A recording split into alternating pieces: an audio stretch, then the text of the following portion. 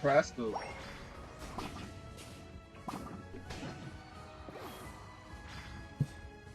Hello? Hi, my name is Bella, and I'm calling from Medicare Benefits Review. How are you doing today? I'm doing good. What's up? I'm reaching out to review the 2025 Medicare update. Can you confirm if you have both Medicare Part A and Part B active? Yeah. The number you have dialed is not in service. Please check the number and try again. Goodbye.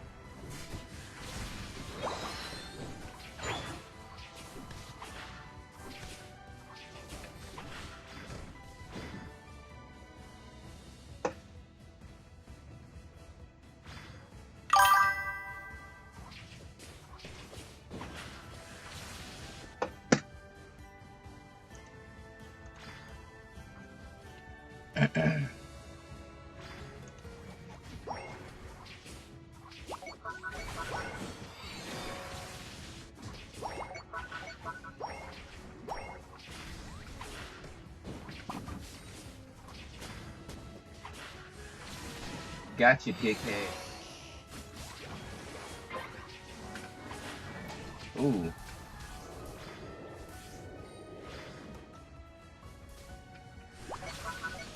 I got some of that. There we go.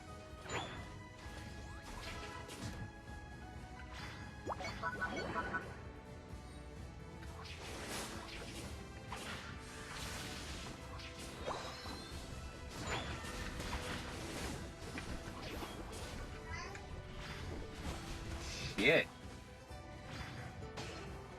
Okay. Zero cleaning them up. There you go. There we go. Okay, I'm level 7 now.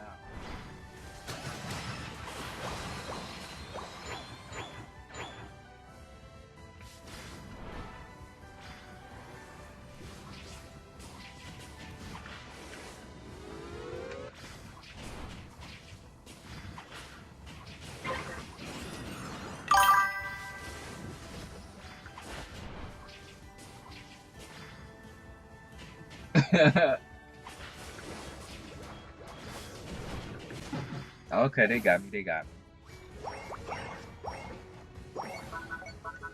They broke it? Damn.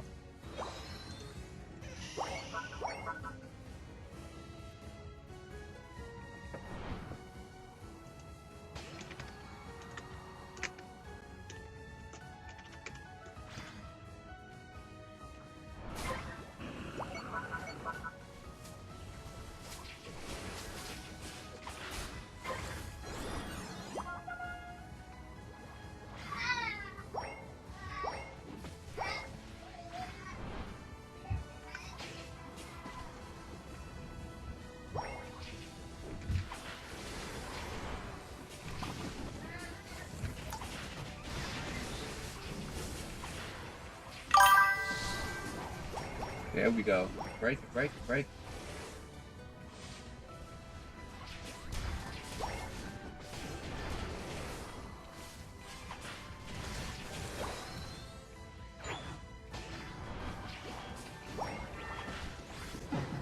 Ooh.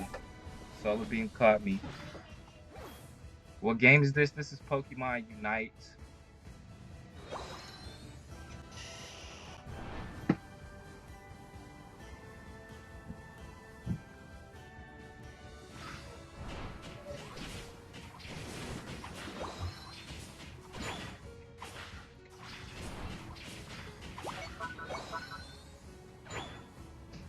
This is the game that is tight.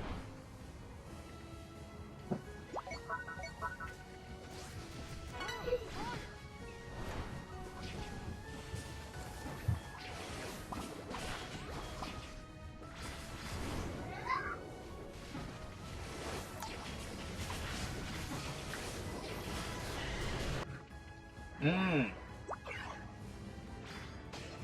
Okay, I took some with me. I took two with me. Okay.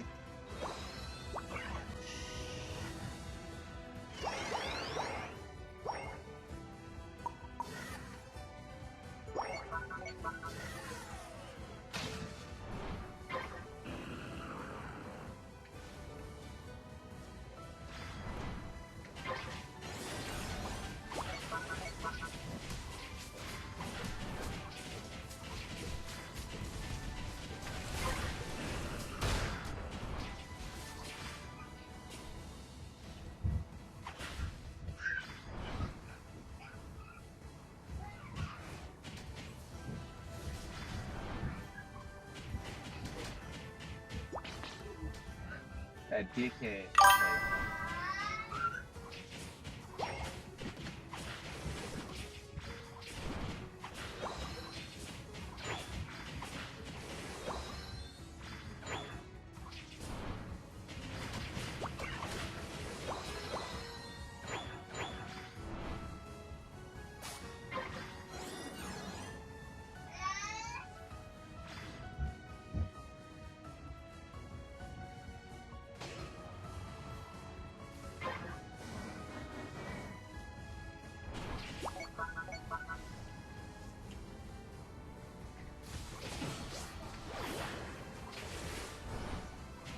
Okay.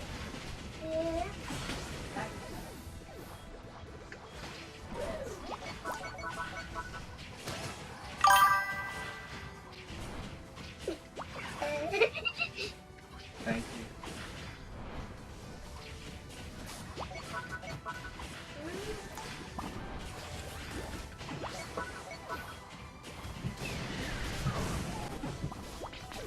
Shit.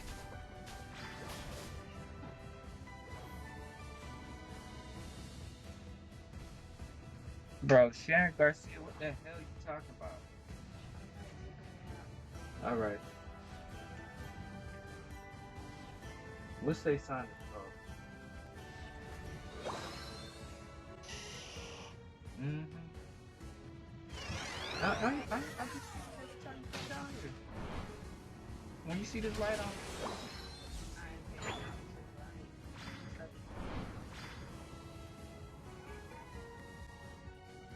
The final stretch.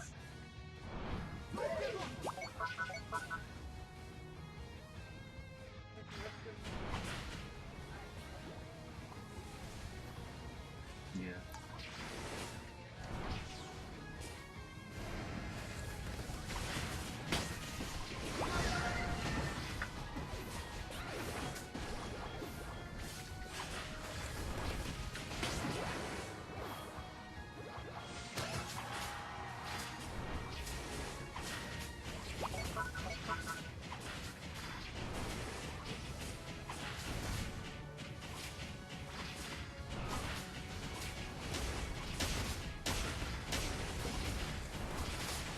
You serious?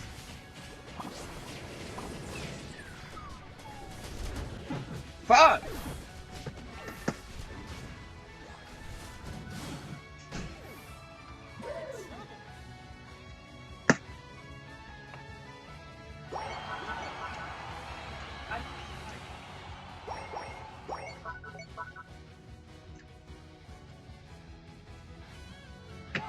Okay.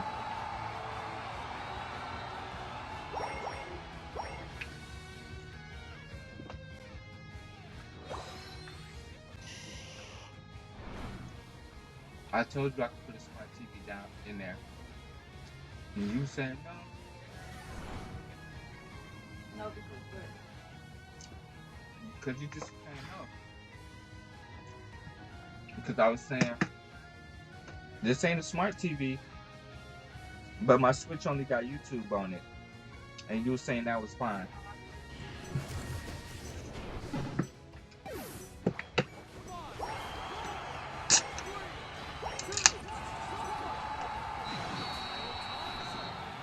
Yeah.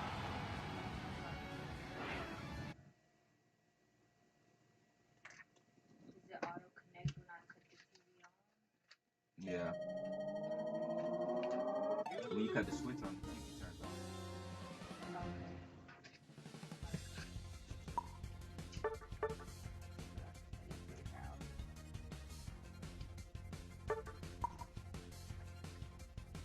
Yep.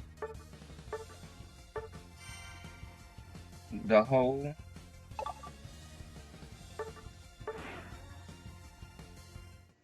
Spencer. the whole group of people I had that say TTV. Ain't no way there's 35 people up here. I called your name, so come over here. Oh, you were looking for me. I'm sorry. Yeah, Mommy. 35 people watching. Really? Wow.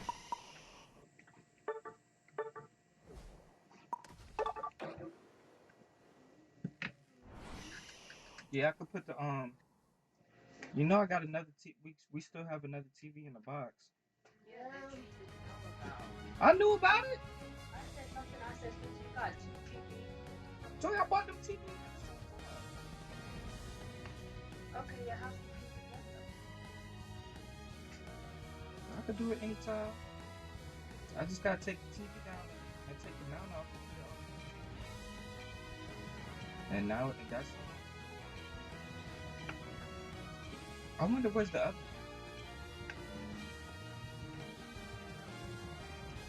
Because one of them is out the box, so it's in the house somewhere. I don't know which one is that one. Is that the one we have in the room? I think it is.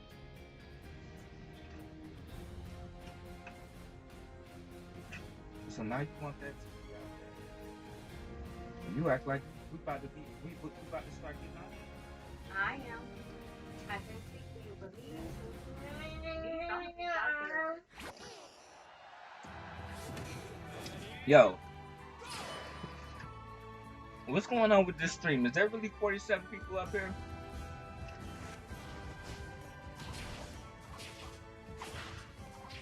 I'll be having like 1 or 2 viewers.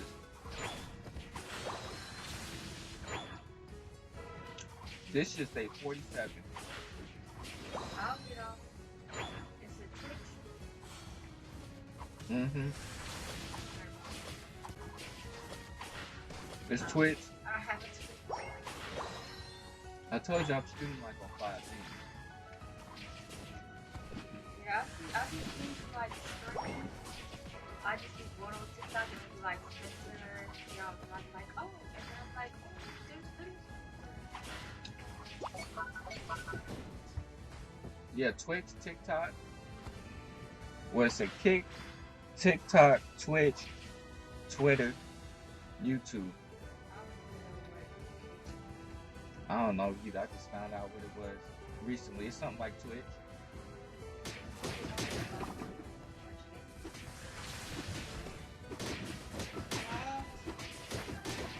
I was thinking on level 1,200.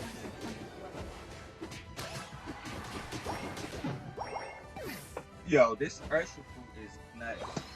This is crazy.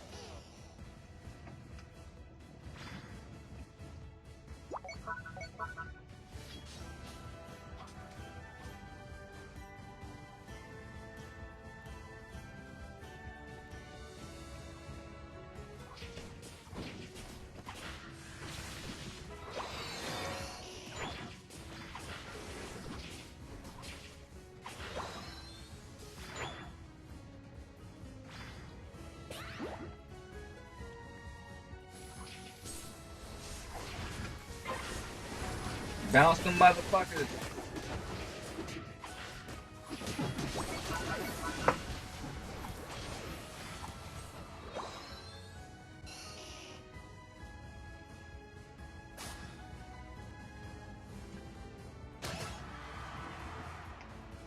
Okay, there we go, 80 slash. Cook.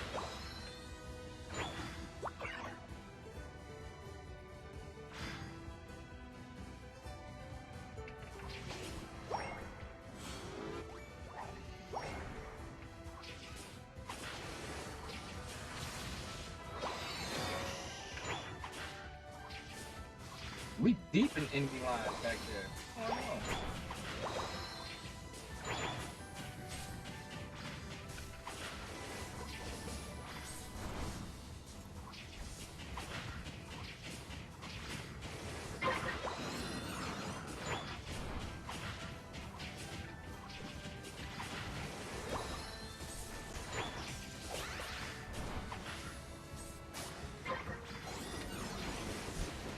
Oh my god.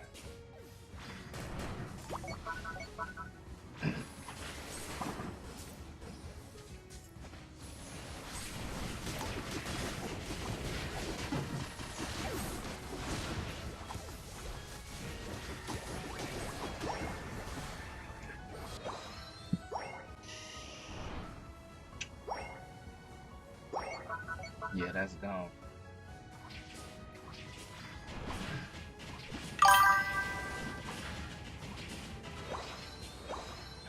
How many viewers to say I got on there? Toya?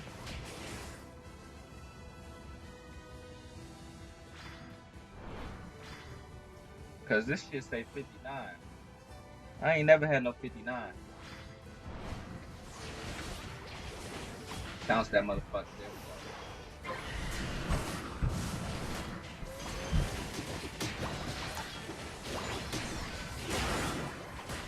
Push that motherfucker. There you go, Snort. Free somebody.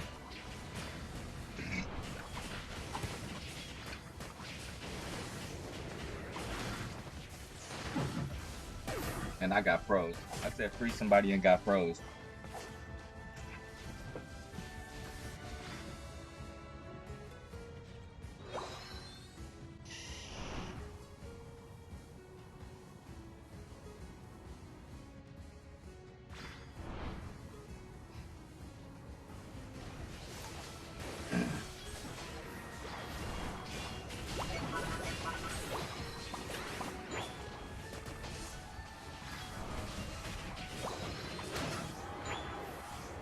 There we go.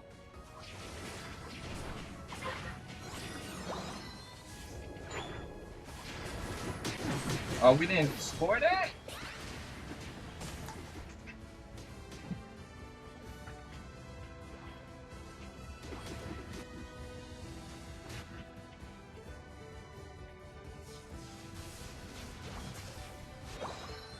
That's crazy.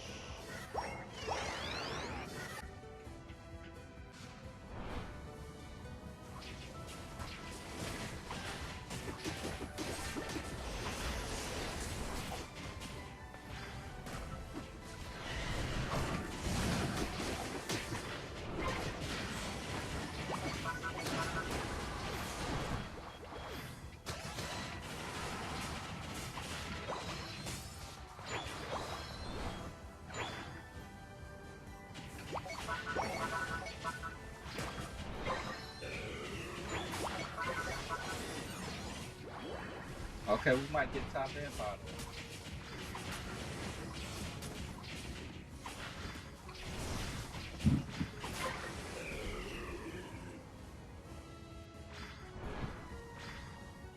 All 5 is right there.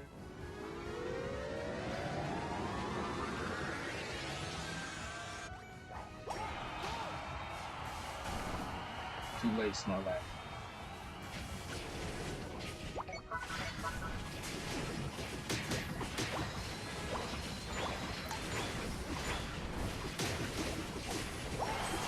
Big Snow!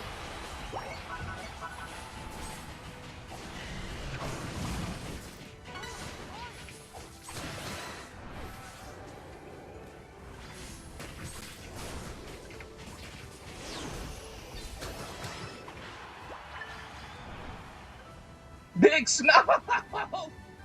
We did that, my boy!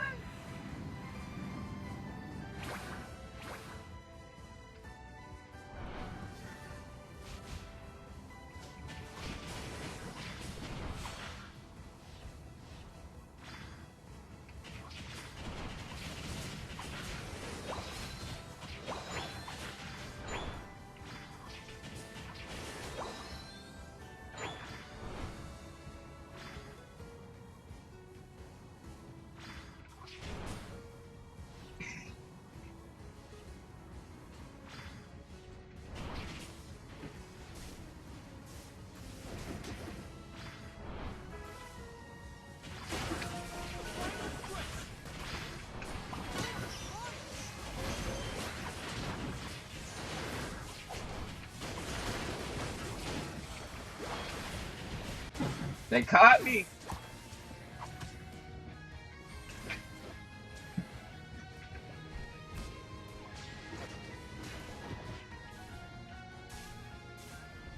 Dang, I got a 20-second time.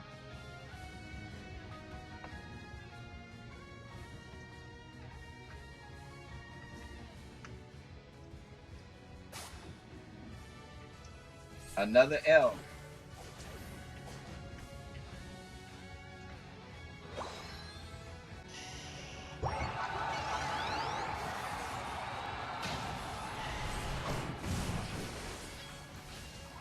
Fight on the go, motherfucker. There you go. Come back.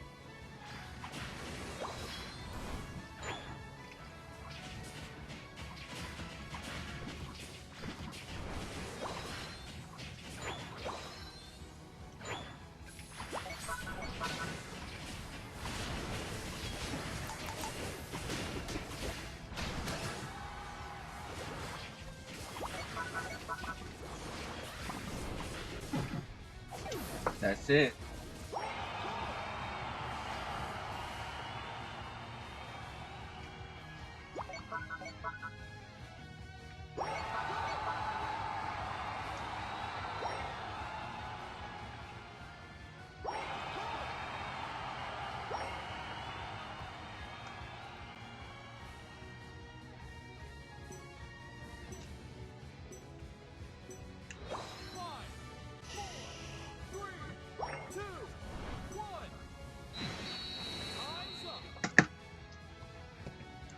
Two L's back to back.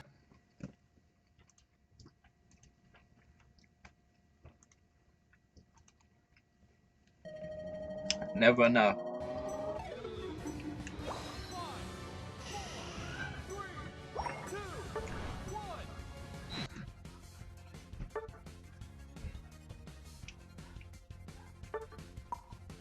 I can never do enough.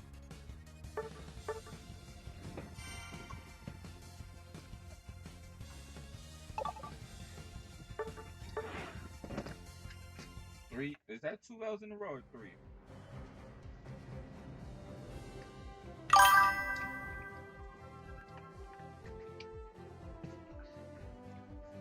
You here? What's up?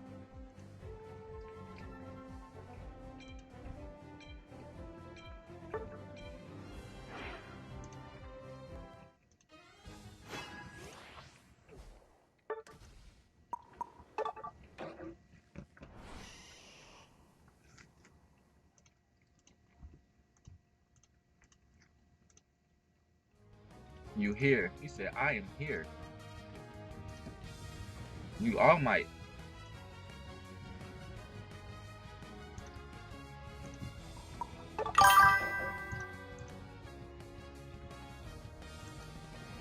You here and you knew? Okay, what's up?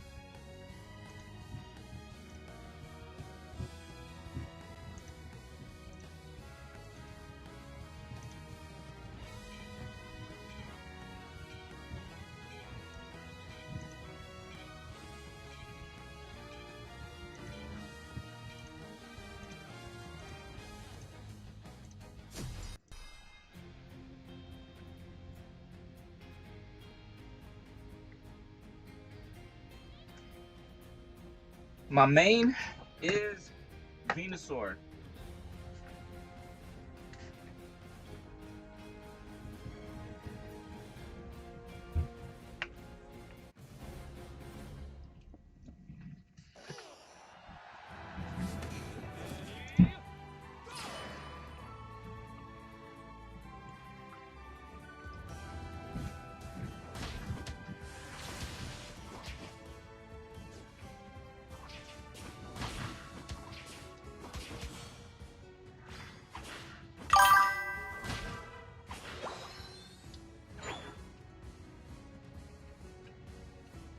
I use Pedal Dance Giga Drain.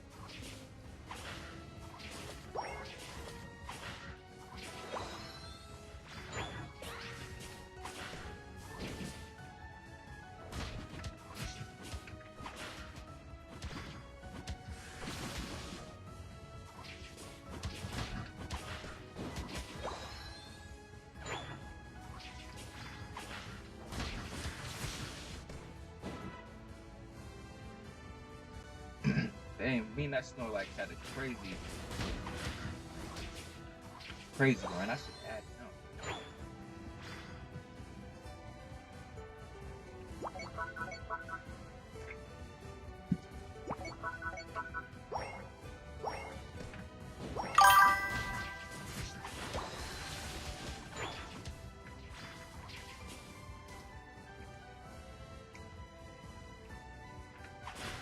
I think Solar. I don't think it was Solar Beam that's been buffed.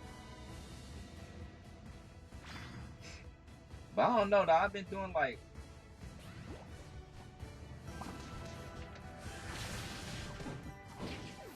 And I jumped my damn cat. You know, jumped on my cat. Okay, we gonna cook.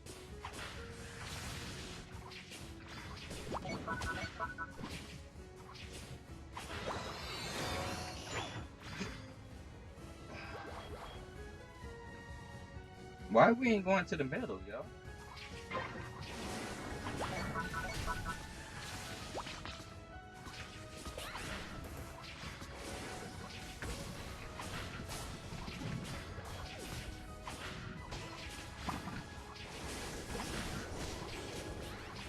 Are we, why we ain't fighting?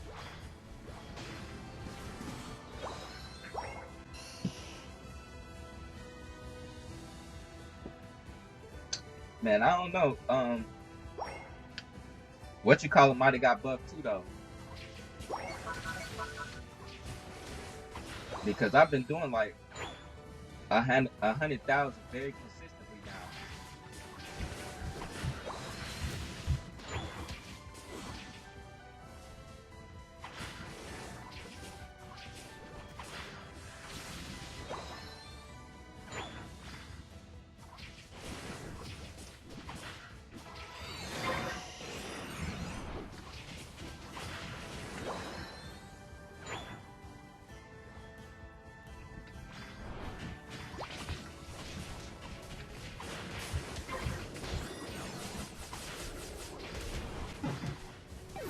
Yeah, our defender just left. Why did you just leave, bruh? Bruh, this is, oh my gosh. I've been going on good streaks and then I go on streaks like this. This is crazy. Oh, they ain't break that? I thought they was gonna break that.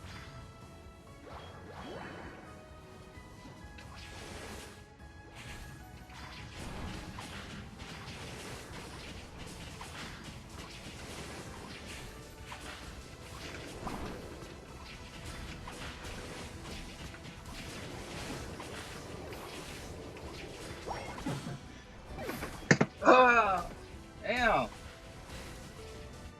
Where's the team at?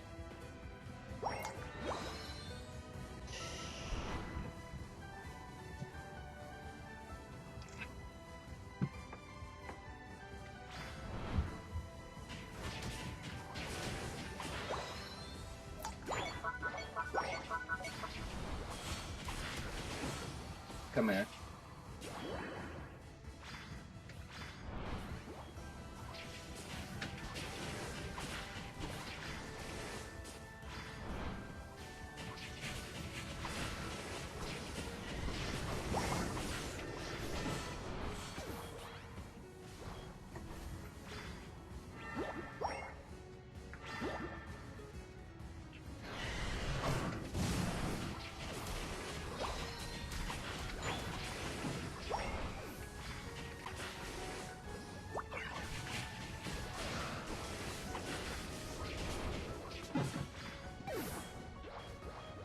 Yo, what is going on?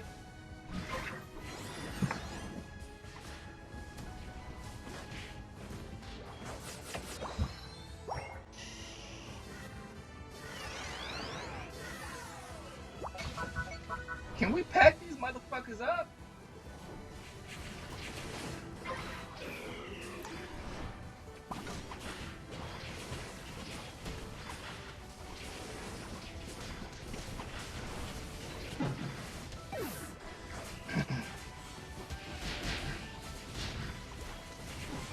Oh, I didn't get the revive? We got absolute top, yo.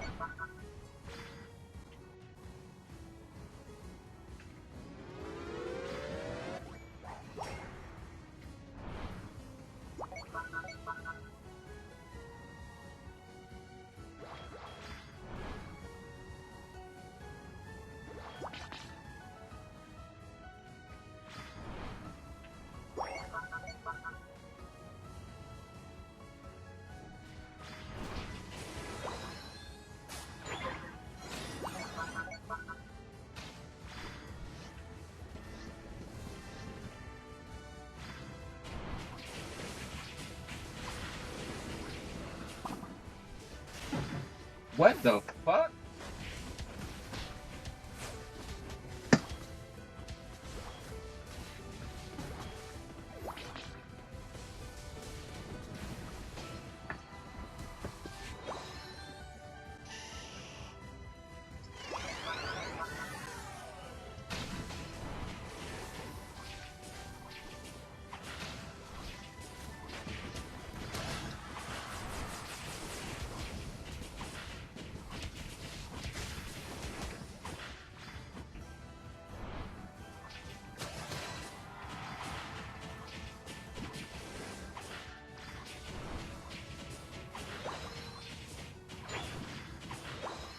Please, let me get this 13. This'll do it.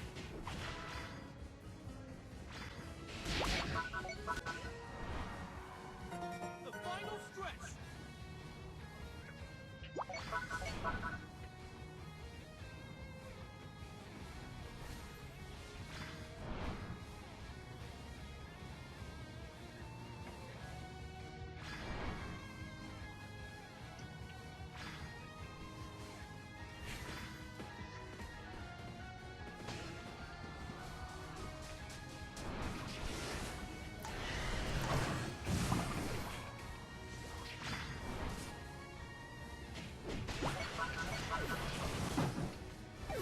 Pack me up.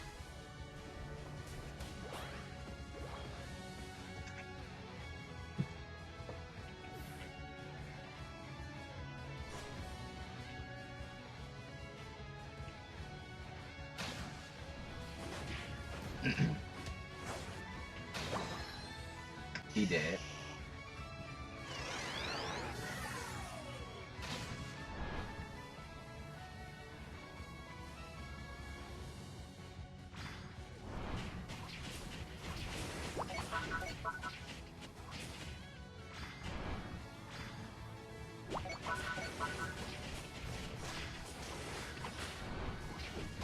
Pack him up.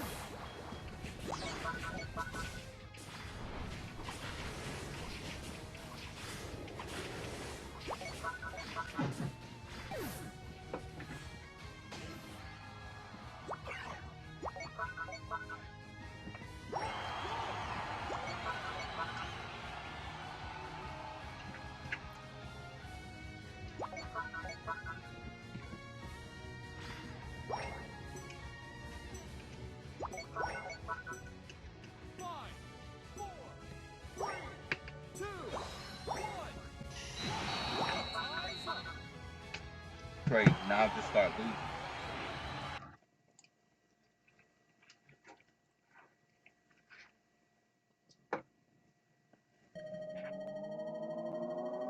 You lose.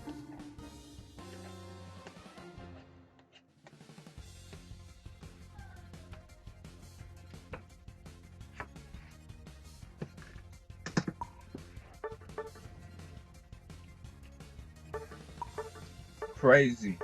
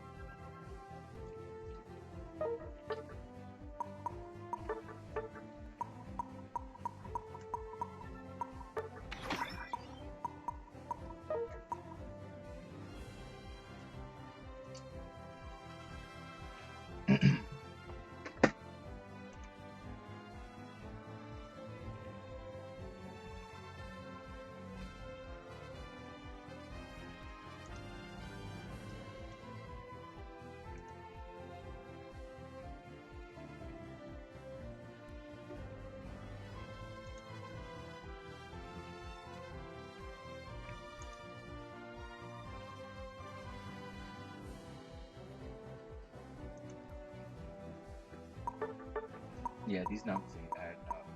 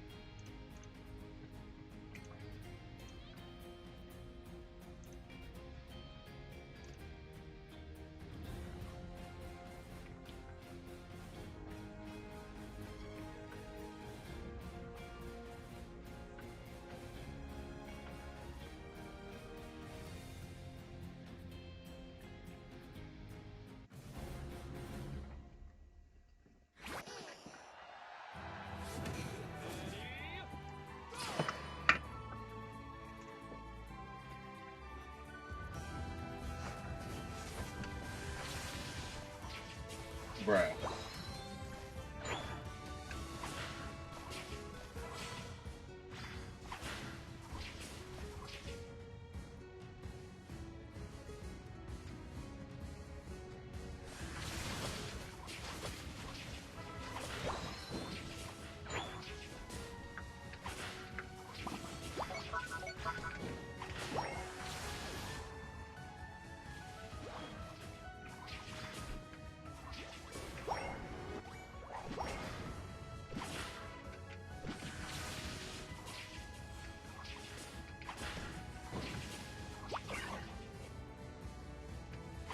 Boy, I know when to retreat.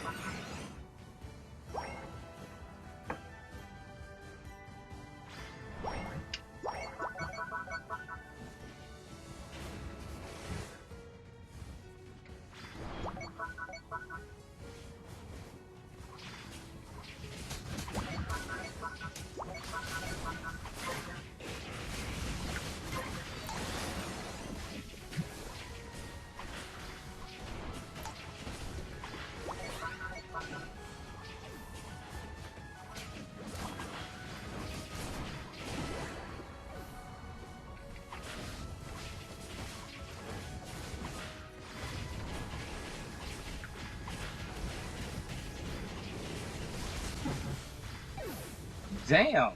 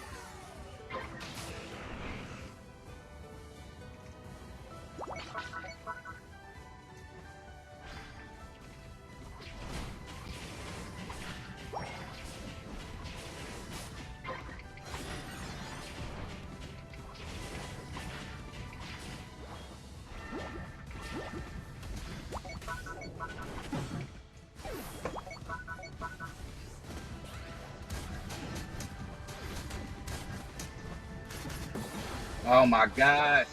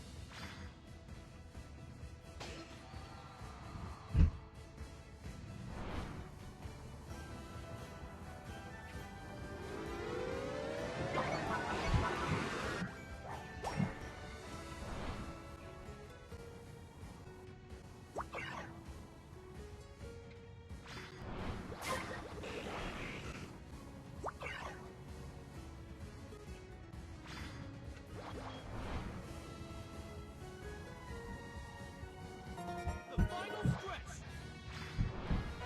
Fire.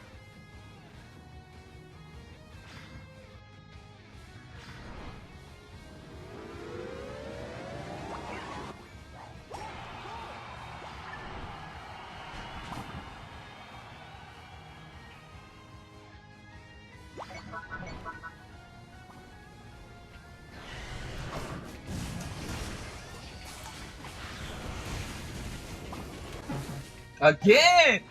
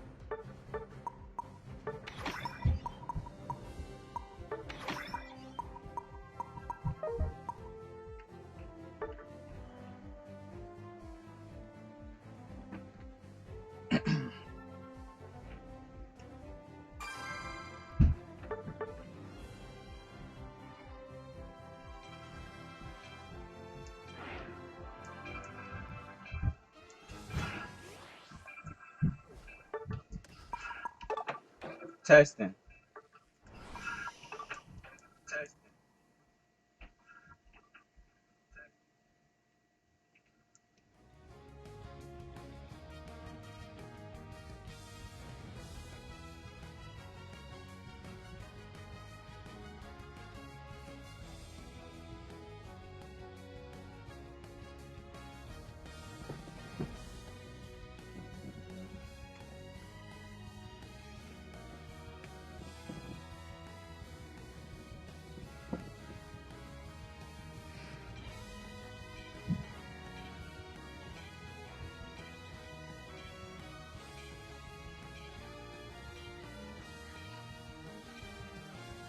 1 second delay. 2 second delay.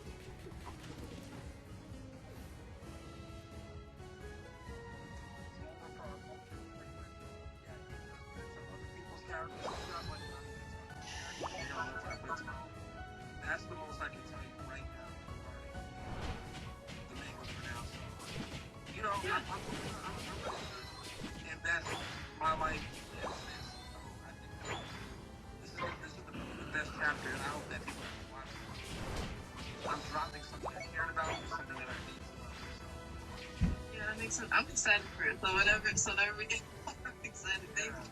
And I actually wanted to start from the very beginning because you've been doing this for a long time. I didn't know if you know how long. Like from some of the things that I've seen, like the posts and like what I've read.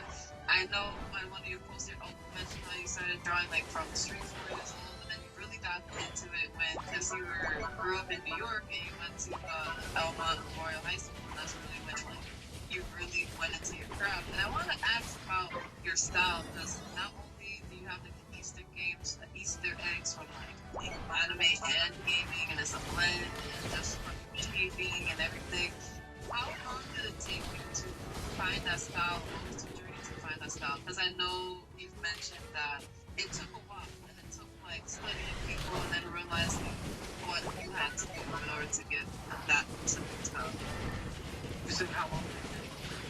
Oh yeah, how long did it take to find like your unique style that you have now? It's very unique, and I'm pretty sure it took years of just figuring out everything to get it to where it is now. Again, I just want to shout out everybody in the chat. See a lot of people saying obstacles. I'm acknowledging everybody. Can't say everything individually, but shout out to everybody that's tapping in. Thank you guys so much. To answer the question, how long did it take? I want to say to get the basis of the style, it took about 7 years. It wasn't 7 years in, I think I found the style that is very and from that 7 years on, an additional 6 years has been turning it into something where it's like, no. And I might not be able to get any type of copyright on this style, but I've tried my best to coin it to where this is this type of look.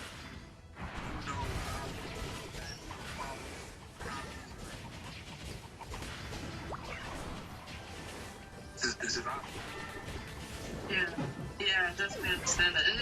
I mean, I can't speak for anybody else, but it's just like anytime I see your artwork, because I live in New Jersey, so I know that you partnered with one of the stores in American Dream.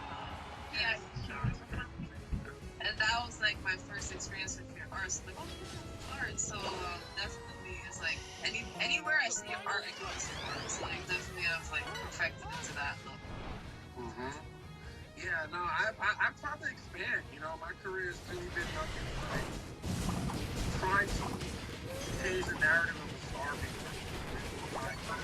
Dig deep into what it is.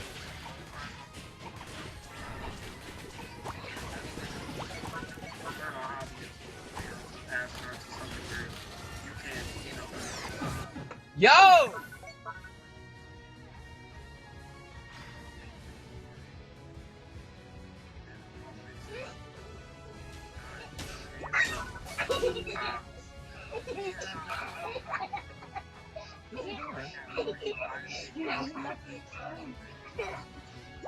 Enjoy your flowers. No, you don't do that. You do not do that. Do you understand? Yeah, No. No. One thing I love is like throughout No, career, like, absolutely you've not. been able to Come get back up back to here. Oh my god. opportunities. Whether it's their art, whether it's Fucking 5 losses in a row? that for a lot of people.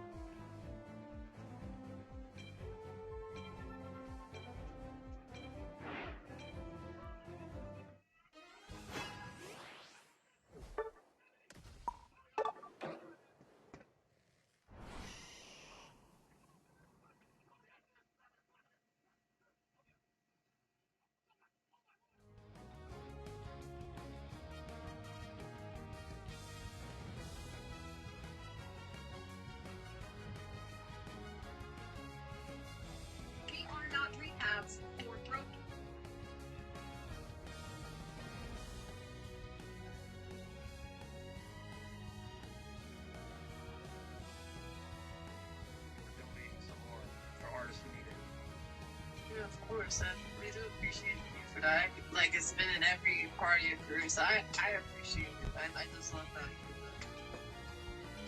And, yeah, no problem. And, well, yeah, I like to give people the flowers too, so that's We're only alive when we're only around the social security, so feel the love, or just, just feel appreciated in general. So I am very big on giving flowers.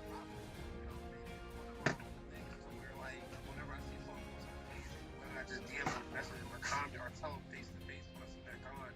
I'm not just gonna look and say, oh, yeah, I like this stuff and not say nothing. No, speak up and say something. Let that person know that you appreciate what they do. Because we only, like I said, there's so much time on this earth to hear that. And when you're like in the grind and doing stuff day to day, you're not thinking about how you're inspiring. You're thinking about how to get it done. So to hear that message from time to time is very crucial and important to somebody. Yeah, that definitely makes sense. And I wanted to talk about this topic because I wanted to see how, like, you navigate it as an artist, and it's a thing that happens with artists when it comes to stealing other people's work. So I wanted to ask for you, like, I know you mentioned it, but I don't know if, like, you understand the gravity of the situation. So just to explain, like, what you were going through in that moment and how you've been trying to navigate it now. Because I know, like, on your website, you have all the, like, brands now, so that people know, like, listen, like, if these brands are not, like, don't engage with other brands that they're not actually an affiliate and, like, doing it. I had that work. Just to get that message out there. I'm gonna be extremely honest. It was one hell of an adjustment to understand that people are so much fired to the point that they're willing to kind of steal not wait. Yeah, it took me a long time to get that. Just off the head rather than I took it offensively at first because Oh my God! I wasn't sure. I didn't know if you were trying to people that you came up with this, or you were trying to insinuate that this is your style, your signature, knowing damn well you kind of got it from me. I can still feel that way. I'm not saying I've changed a lot, but I've been a little bit more accepting to the fact that no, I've been in this game doing this same style. Want to do it. Now, my only quote is that if you want to be great, don't imitate. Sorry. If you want to be known and feel from what you do,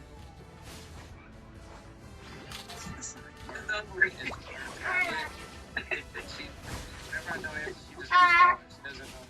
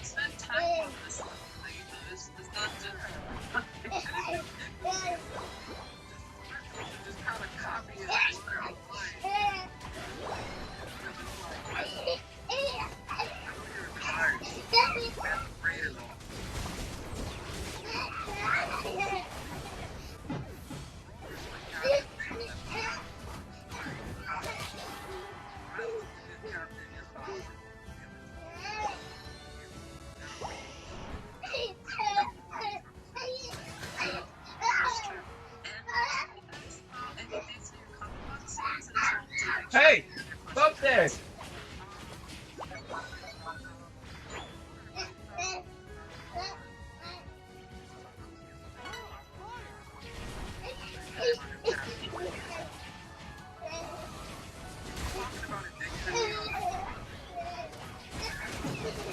Go upstairs. Go.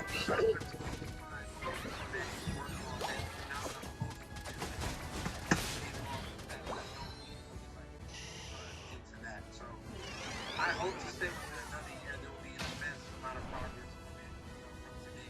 Now that I have the time to focus on it. Okay, that makes sense. And I wanted to ask about like the LSD collection, what it's from.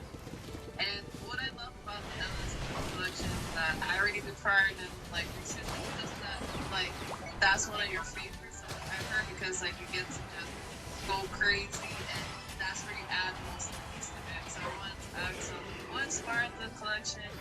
How has the impact been since making the collection and the Easter eggs, like how like what have you gone through your mind when you put all the your LSD was created or started around it was around the time we all in our house. Figure out, alright, we're home now. yeah. And outside of the Violent Graphics collection, which is, a collection where I'm just going to animate characters as themselves. LSD was okay, let's do what I want and what I feel like. Violent Graphics is more like, if this anime character is hot and trending, I gotta draw it to sell it. Or let me go back and draw some cool stuff that people appreciate seeing in a modern style. LSD was none of that. LSD was more like, hey, I got this little bit of an idea in my head, and I really just want to kind of see people come together because I know we would never see come together from the original ideas. So like, why not create these amazing snapshots of art, of ideas coming together that we would never see in real life? And the ideas were just so fun and going still back to back that I was talking to a lot of bangers that were like, wow, this is an amazing movie. So I have a very special place like nobody gave me any ideas. People gave me some little insights here and there. But it's like if Virus Graphics is considered like, I like to relate things to like the music industry. Yeah. Virus Graphics is like my mixtapes. That was like my album. It's just truly everything I felt like there was all, I came with this concept, this idea, these colors, this vibe, Yeah, that's true. And actually, I was gonna touch on the music career because I feel like it's very interesting because like not only did you start the music career, you got your studio, then you went into photography, then you're at Universal, then you started. You have your hand in everything. So I want to ask you, when it came to the music, how was that experience? Having your own studio into the music, and then how has those influences inspired your art in a sense? Damn. Yeah. Studio at the time. Like, hey, we gonna make this work kind of studio level.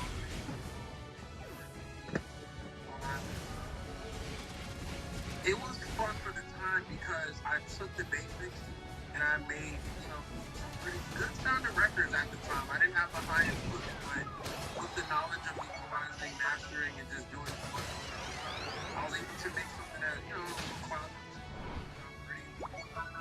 pretty decent, not maybe not the industry radio standard, but decent enough to where you heard it. It was a decent track. So that was a fun period with my friends and clients at the time, just coming in and we just making music, recording, engineering. I got to know what that lifestyle was like, and from there on out, I just kind of moved into other things. And I think the thing that made it so easy for me is, as a creative, when you know the tools that give you the outcome of what you want, you can never forget the tools. The tools always help you get to what you want because I'm creative enough to know how I want it to sound. So that's why video editing comes so easy to me. Recording comes so easy to me. Music comes so easy to me, and art, because it's like once I understand the tools and I know what I want it to look like or sound, it's fluid from there. Yeah, that's very true. And actually, when it comes to the photography and the videography, like I could tell that you had that stuff, and then finding out that you did, I was like, oh, okay, it makes sense.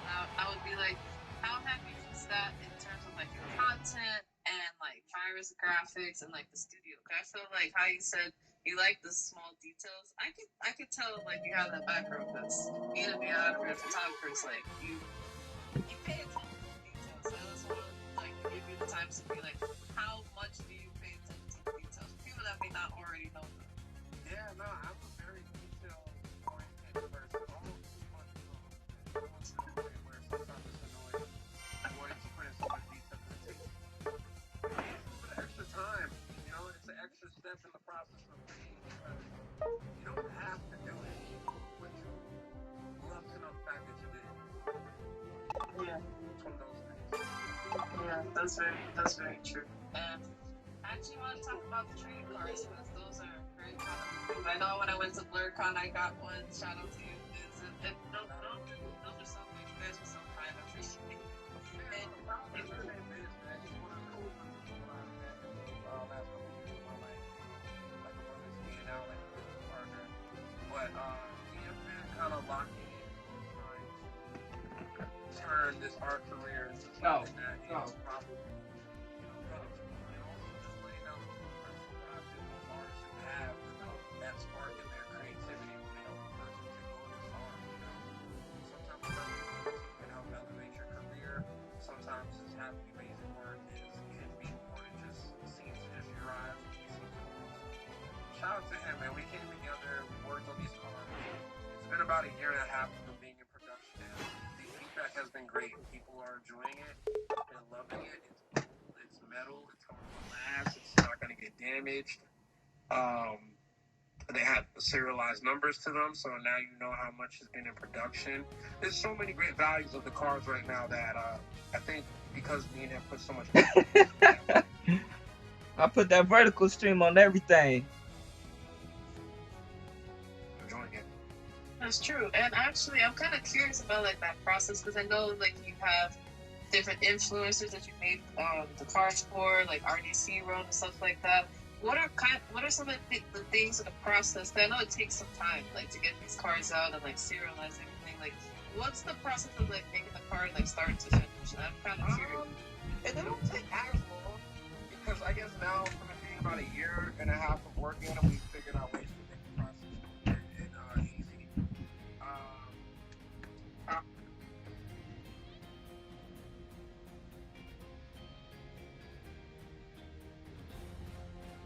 Obviously, they start off as metal, you know, they get those down, they turn into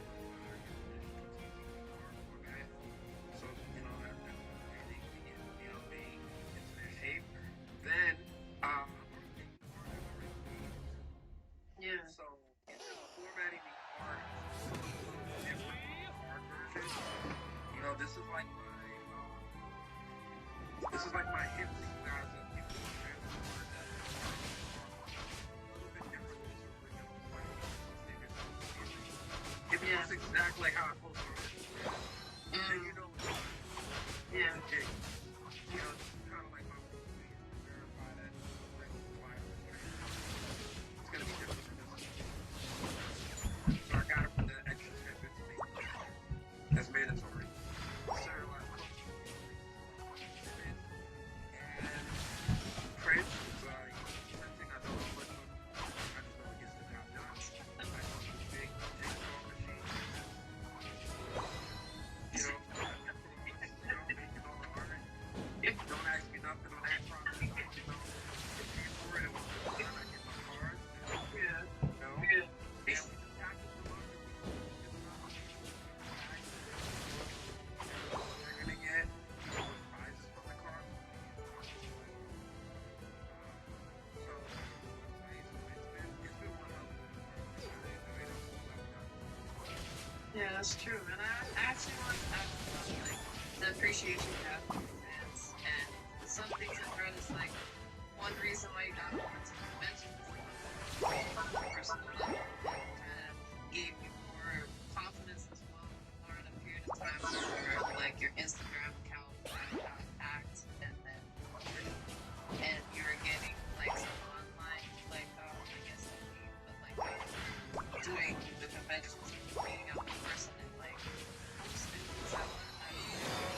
was that movie? Was that movie years when you first started? First started out. Like they went to conventions and like doing events and getting to meet people in person. That was a big learning curve, to be honest. Very anti-social. I'm very social if I know you. I had to learn how to be social. I had to learn how to learn that and enjoy something from my work. How to focus the whole conversation. You know, be more open to it. That was something I was good at the beginning. A little hard for me at first because I didn't know how to, you know, just debate sales. Just sales. Being an immersive person. So the constant thing Mm. because the repetition, you know, the brain is a muscle. You get used to it. I've been grateful to go to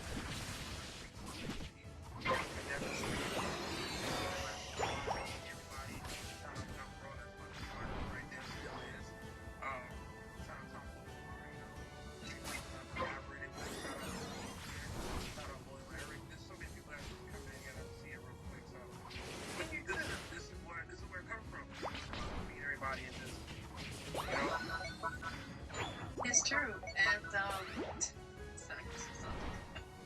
the question got me. Yeah, leave it up to Howard, man. Yes, well, I made $1 million. I don't need to throw it no more.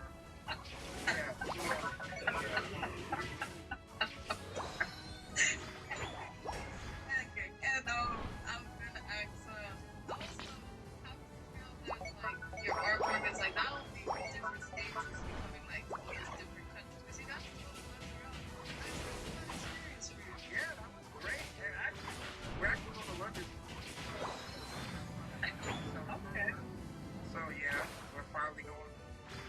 I ain't gonna lie, we've been international. We've been to other cities and provinces.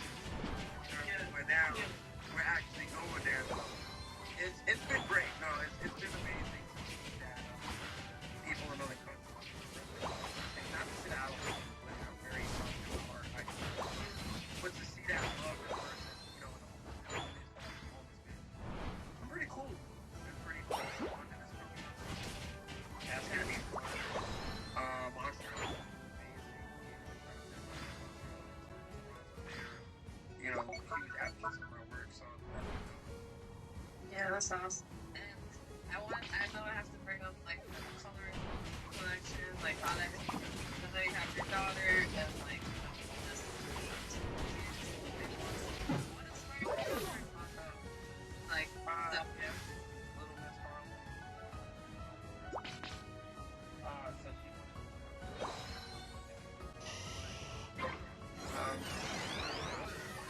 So she sat down and really thought about it. A black and white for her, you know. So what for making like pages for her, like prototype and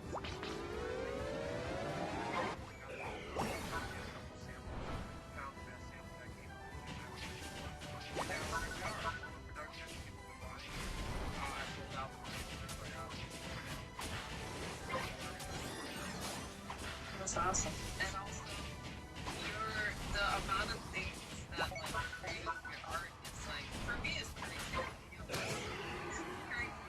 Not only do you have the cars and the clothing and stuff, I want to actually talk about like you being able to like have it on different bags and collaborations, like being able to have it on top of the bar and there's the mystery box. Then you got the Corvette going. And like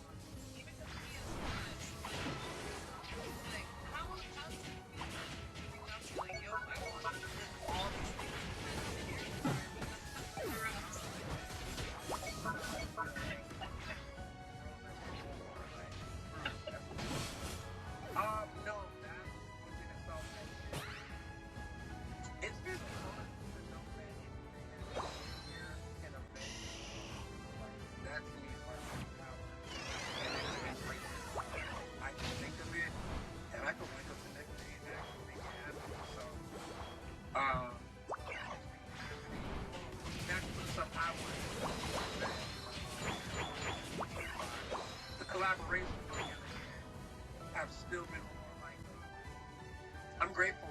I'm honored. I feel like it is what I am deserving of to know that people that I am. So stop. I'm always grateful for that. And I'm not going to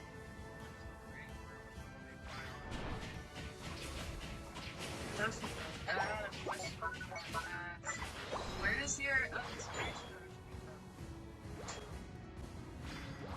pop culture, graffiti, myself, The and final stretch. fashion. I think those are the best ways to explain our style. It's a little bit over the top. When you take the best parts of everything,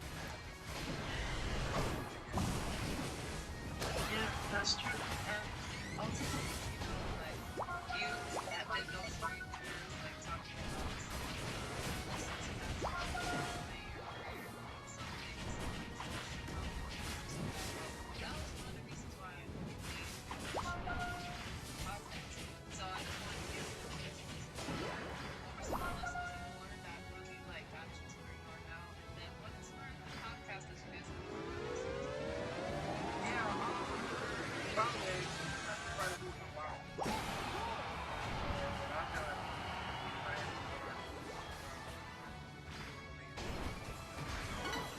plan on popping there, space just like Thank you. Shit. Well, yeah, the podcast. Because, like I said earlier, I'm trying to give out the message and share the blueprint for what I'm currently going through. You win. So, with the program,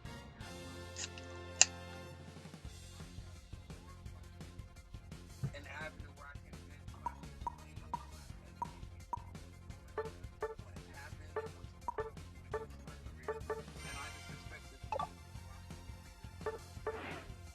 what is important to them from that, or pull a message that they're supposed to be resonating with so they can use it in their career.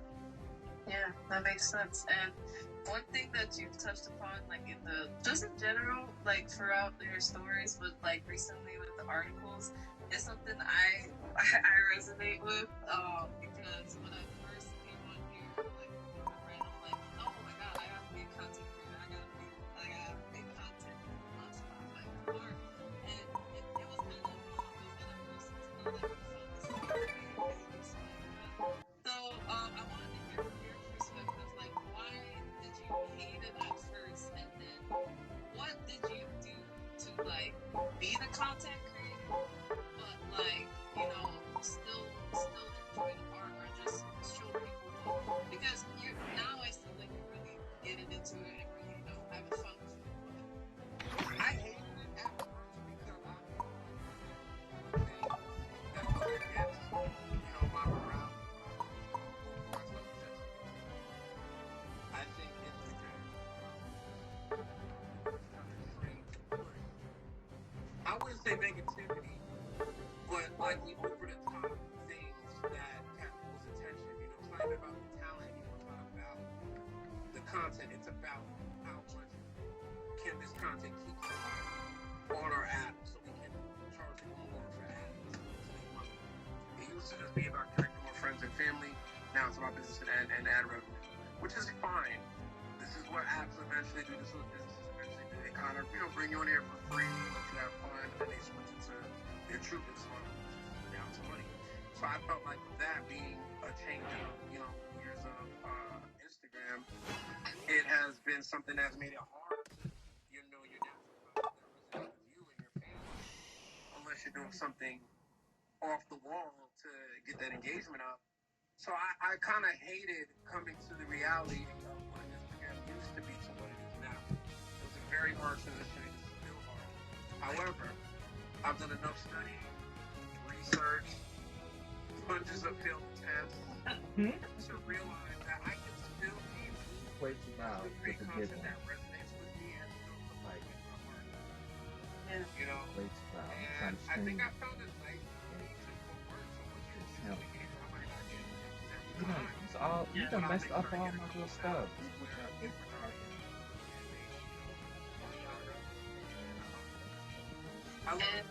I love what I turned it into for me. I love what I turned it, how to make it work. You said Of course, and control. you know how much it costs when asking your face to pay for Like, every time I walk, you think I'm chasing him, and I'm like, bro. Like, it's just, you know, crazy. I'm You know like, what's crazy? That's actually one of my next ones. you like to give me a gun. You just running and giggling How and that I can't get together. I'm Yeah. ready for you to actually play. Okay. No, Mm. it is down here. my favorite hero. I'm probably gonna be up all night. I don't know why, like, his personality, the dash, like, average. Yeah. Huh? Probably. I like Mem said I'm pissed. What I'm pissed about?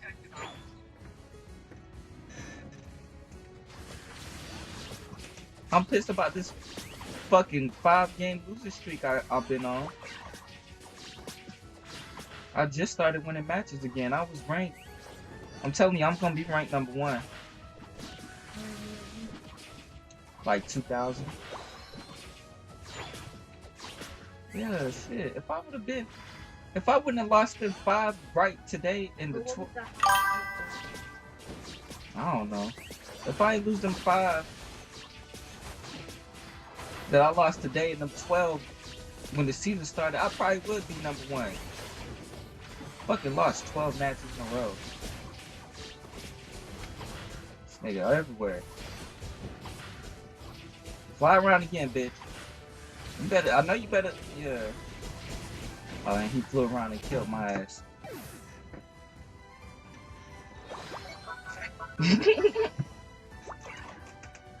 He said them 0 to 10 don't be losing. Look, I added one of them top 100 niggas. He added me back. He sent me an invite. I didn't know who it was at the time, so I denied the invite. I looked at this nigga's matches, and he won like fucking 50 straight. 50!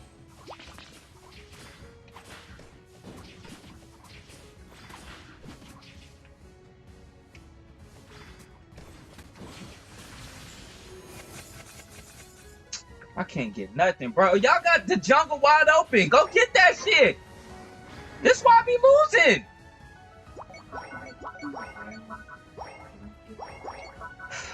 It's probably in the closet, toilet, in the guest bedroom. I haven't seen it.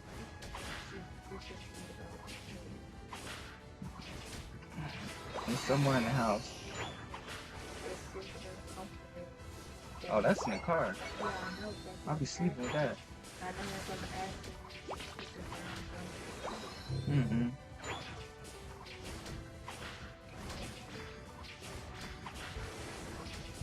And the pillows you try to throw away. You don't put your arm on it. Yeah, they're really comfortable as a passenger. As a driver. Mm.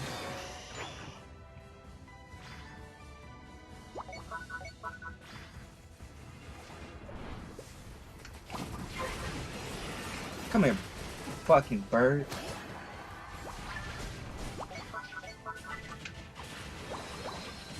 Bitch.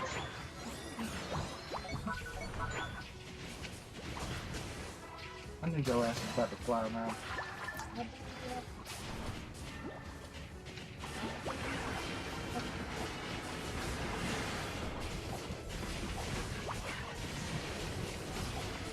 Damn!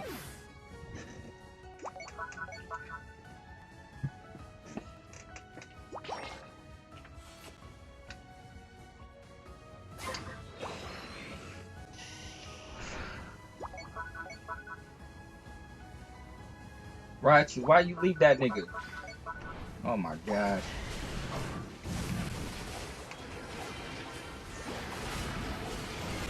Damn! Come on, man. Why the niggas leave?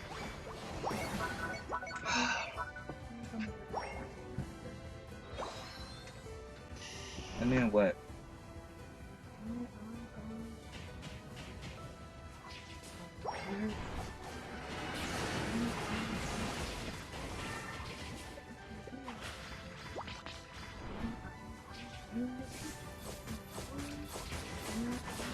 Now niggas wanna come, brother. They gone now. Shit.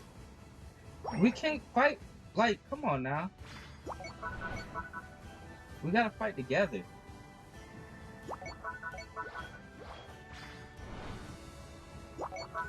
We ain't got no fucking goals, bro.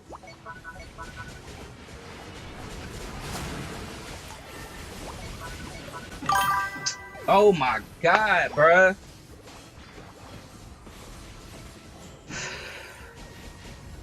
These my team is look. We not even doing nothing as a team.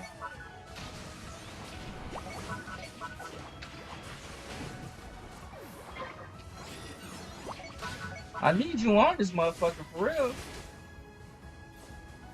I need. This is one nigga who play Elder Gods. It's like he just plays Elder Gods, and we just win every fucking time. I need that nigga back on. Okay, yeah. Let me just go score because we ain't doing nothing, bro. We need to break some damn goals if we ain't gonna do nothing else. Why would you score the fucking 5 instead of letting niggas score the 34? That's what I'm talking about, yo. We just doing shit. They gonna have all the goals. Why would you not fucking finish the Reggie to score 6 points? Here they go.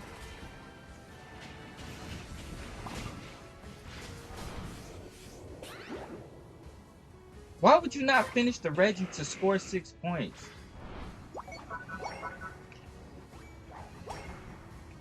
Bro, I gotta be getting trolled.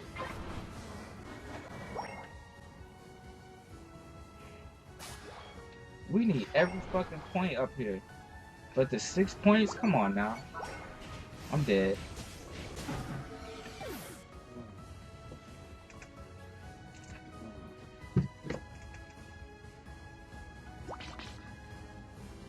We got 7 kills as a team. And one nigga got 14 by himself. 15, 20, 29 kills to our 7. They just fucking us up.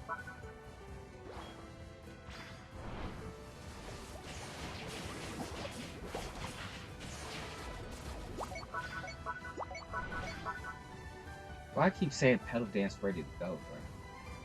They do not give a fuck about no pedal dance.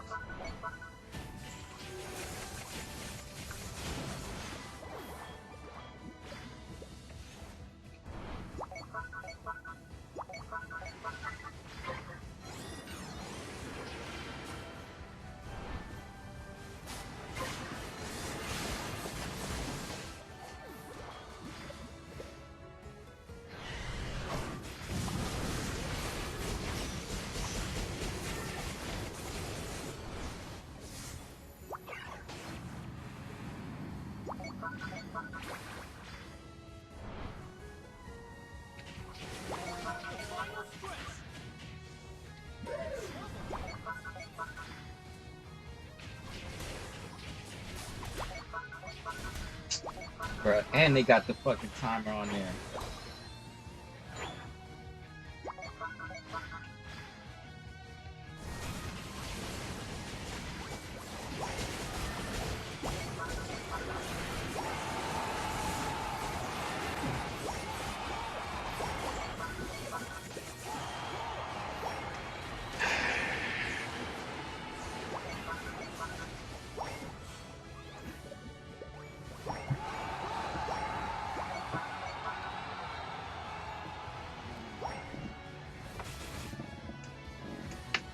Fucking ass.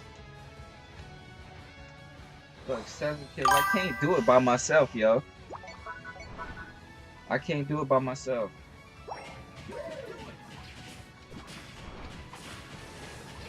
At some point, we gotta stop fighting these niggas and just, you know, try to score. Cause we not beating them in the fights.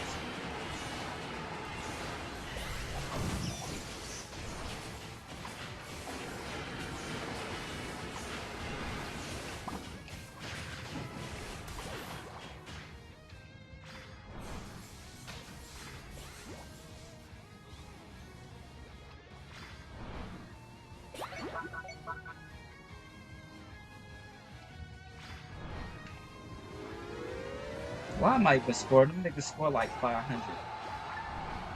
This is after the goddamn.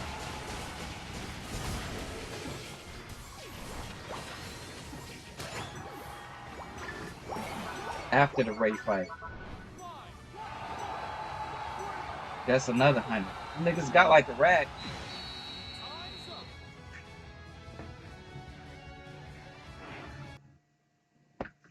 I already got gray hairs. I already got gray hairs.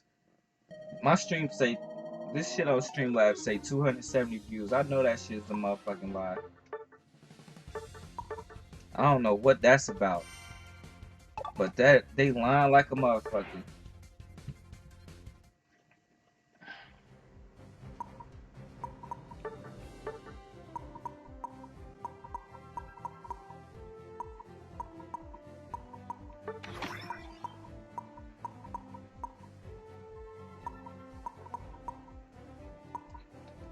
This nigga right here, why I say two or more days ago? He's just online. This nigga's up there. Look at this nigga's training info. Watch this. Let me see. 1, 2, 3, 4, 5, 6, 7, 8, 9, 10, 11, 12, 13, 14, 15, 16, 17, 18, 19, 20, 21, 22, 23, 24, 25, 26, 27, 28, 29, 30, 31, 32, 33, 34, 35, 36, 37, 38, 39, 40, 41, 42, 43, 44, 45, 46, 47, 48, 49, 50, 51, 52, 53, 54, 55, 56. 56 matches straight. 56 matches straight. This is who I'm. This nigga sent me an invite and I denied it yesterday. 56 matches straight. Mimikyu, Palmont, I heard is a powerhouse. This nigga just been beating niggas' ass, I'm sure. This says 56 fucking kills.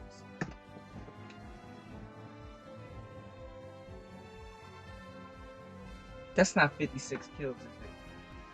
Nigga, what in the fuck is that? You know what? That says random match. All of these say random match. These don't count. Nah, these don't count. Hold on. Do they say ranked or random?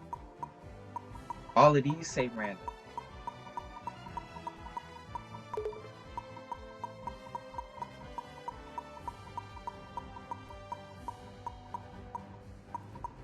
What was he doing in random? Okay, now these say ranked.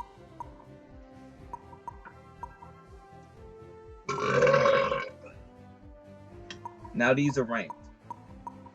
Okay, so he catches some L's in ranked. But still, look at that. That's a lot of W's for each L. This nigga left. This nigga getting 10 W's to every 1 L.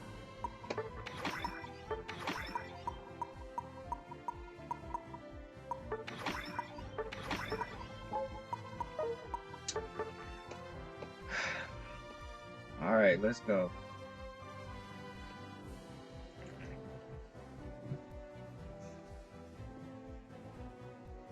Yeah, but that nigga, he's within that 100 of ranked people.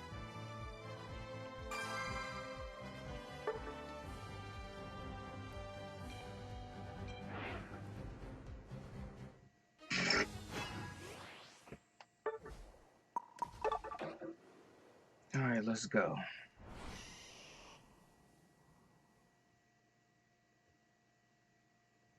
If he loses the game fault, yeah, it is.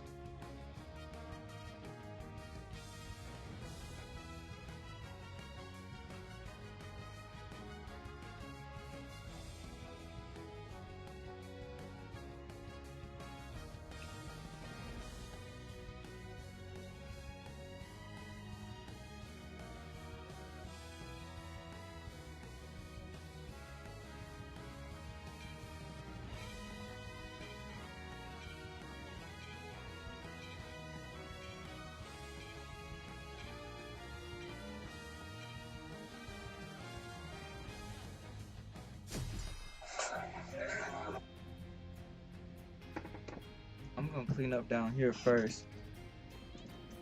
What you gonna clean? Or what you want me to do? Clean upstairs first?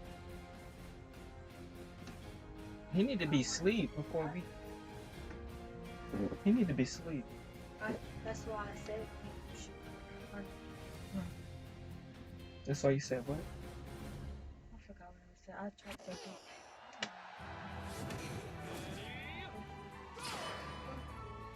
All right.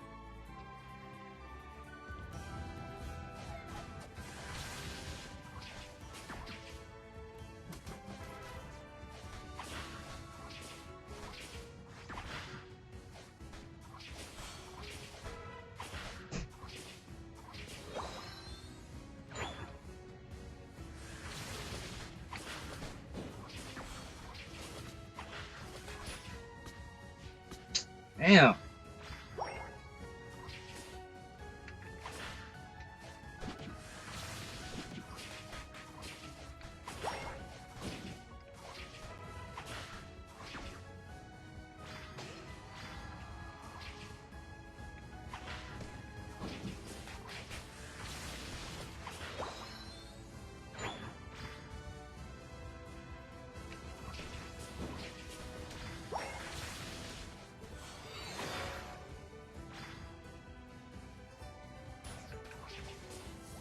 Bitch ass niggas.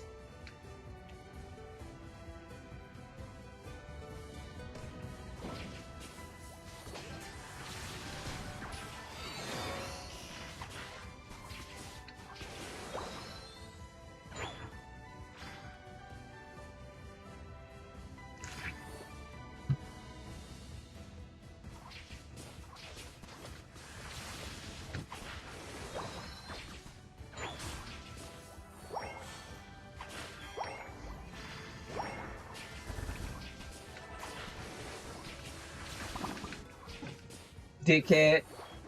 Got your ass, bitch.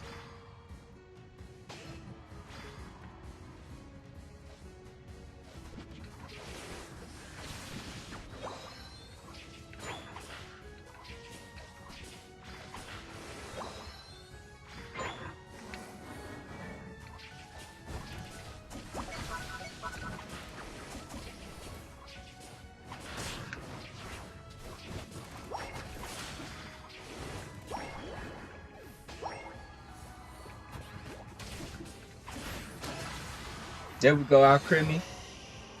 Fuck them niggas up.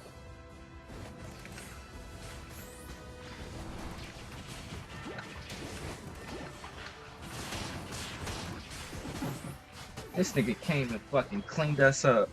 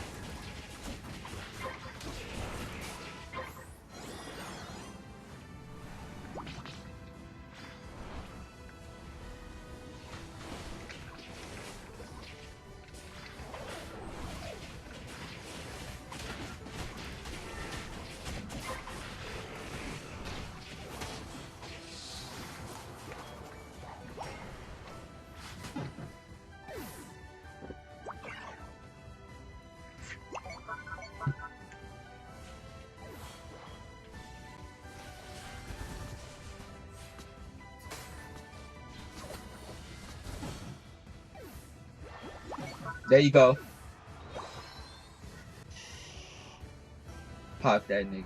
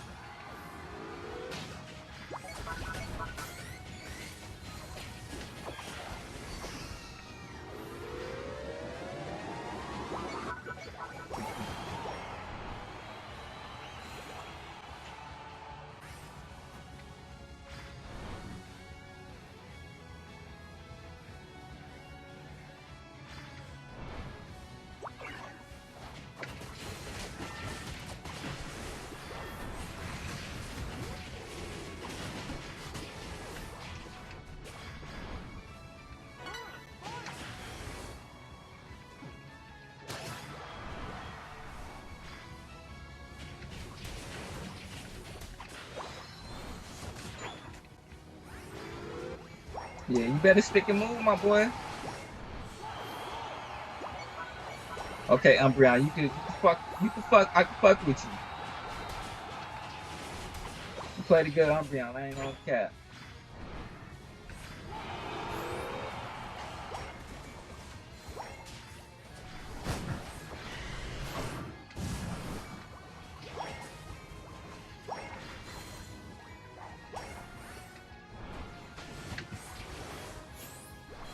Niggas getting dropped behind enemy line.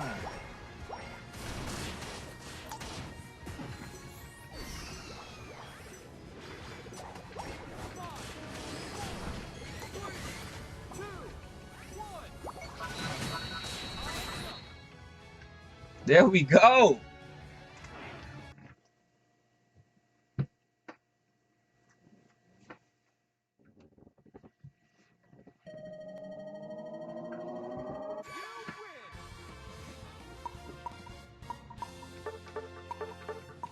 Hey, that nigga's on my friend list.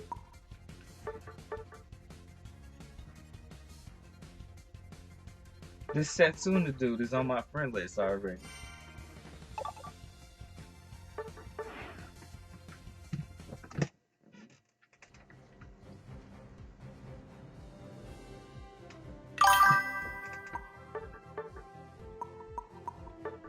Yeah, he on a team. Use the Decidueye. Good game, man. Good game. Yeah. You did that, I ain't gonna lie.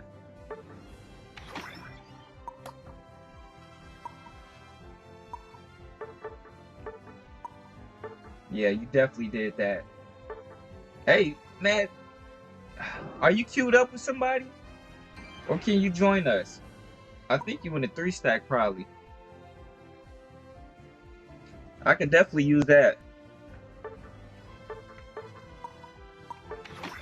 Yeah, say you on a team. Oh, it's me.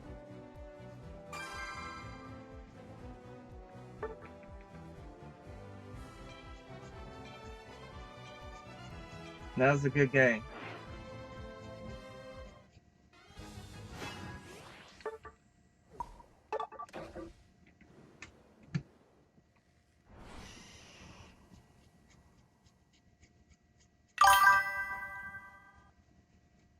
Oh, you went solo queue? Damn. I should have added you. I think I sent a request, but it said you was on a team. Damn.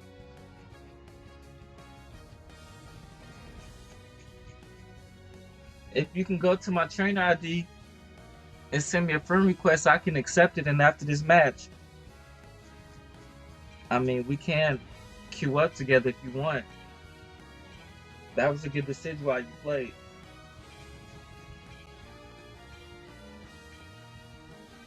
Mr. Teddy's, oh man, why you ain't go Umbreon again? That was a good Umbreon you had.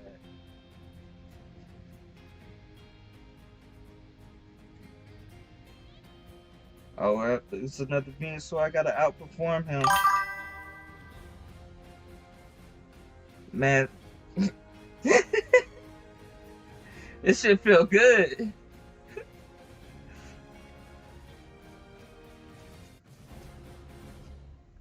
Alright, let's go.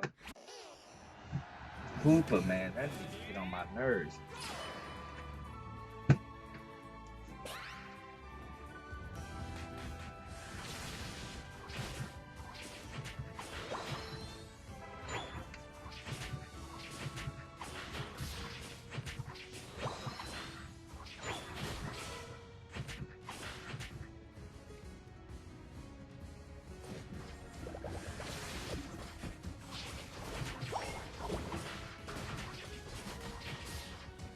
Bro, it's like me and my team. Oh, never mind. He got all that. I was about to say, you can't get nothing, yo.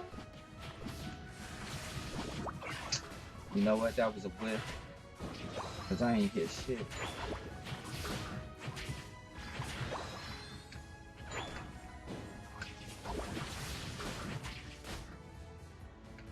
There we go.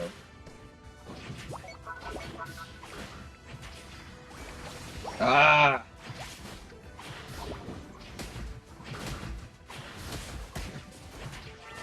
bitch.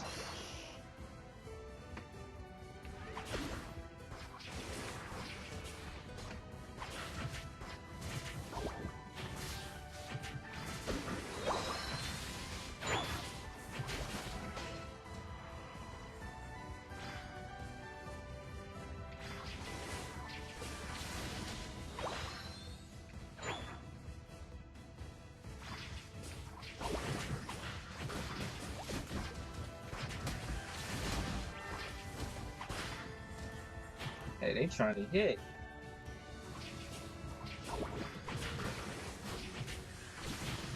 Don't let this Guja have his life get that life sap move. I don't know what it's called, but don't let him get that motherfucker. Cause I'm gonna be right behind him. Pause. We're gonna tear some shit up. Pause.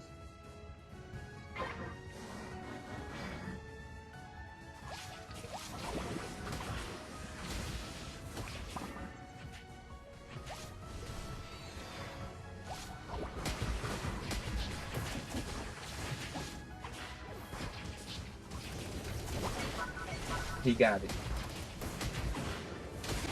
He got it. I just seen him use it. We about to cook.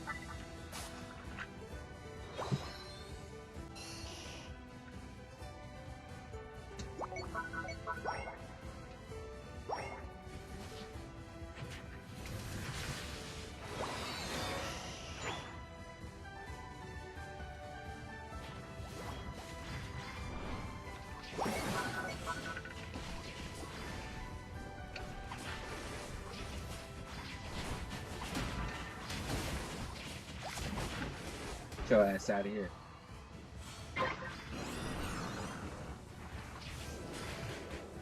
Is this nigga giving out heals or not? I guess he ain't healing nobody. Okay.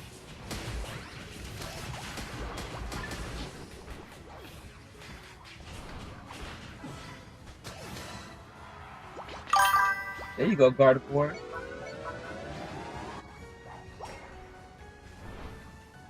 Who? Oh, dang, he didn't evolve yet. I'm just noticing that. He's still level 4. This is the dude I'm queued up with, too.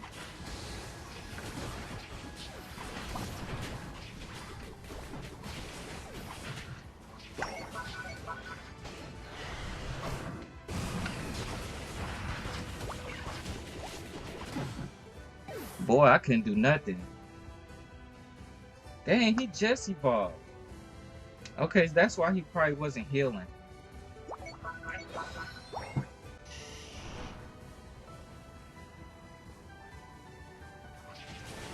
Damn, I wonder, first, like, you just... It was like 4 minutes in and he didn't evolve?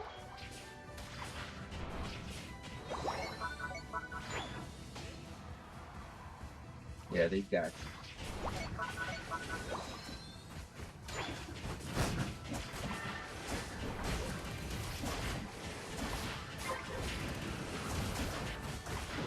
Yeah, me and Guju gonna cook with that. We both still alive. Chill out.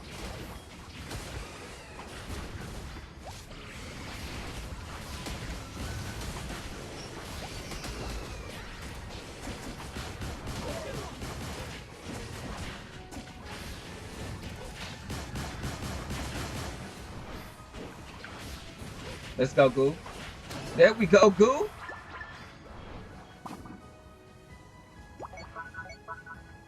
I'm about to flank them niggas from the...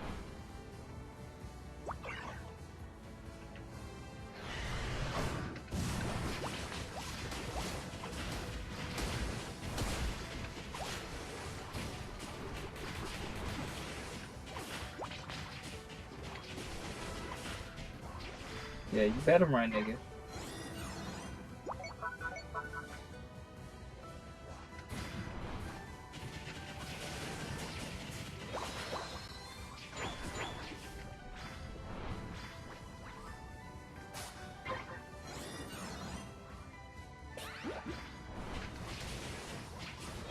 They're gonna go try to stop that.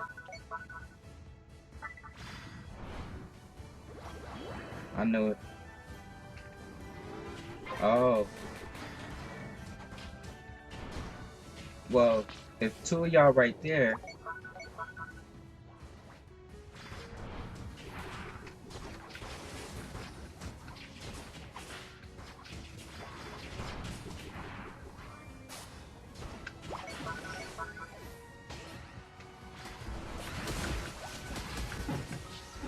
Ooh.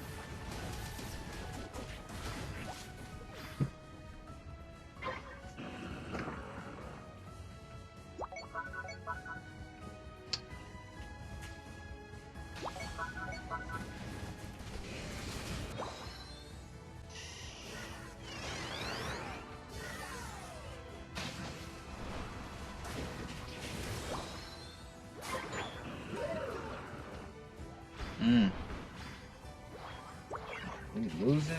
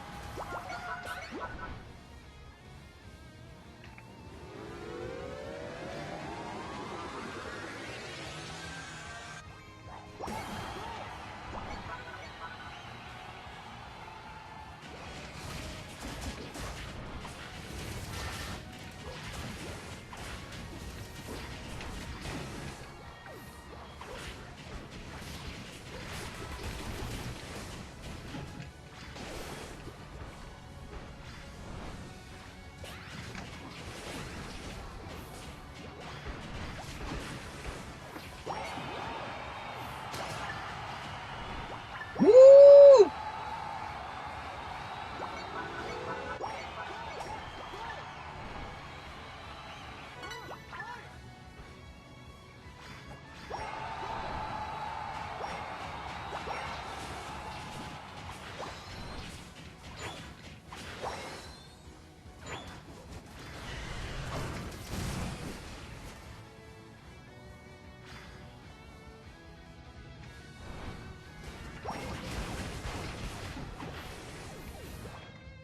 Yeah. Mm-hmm.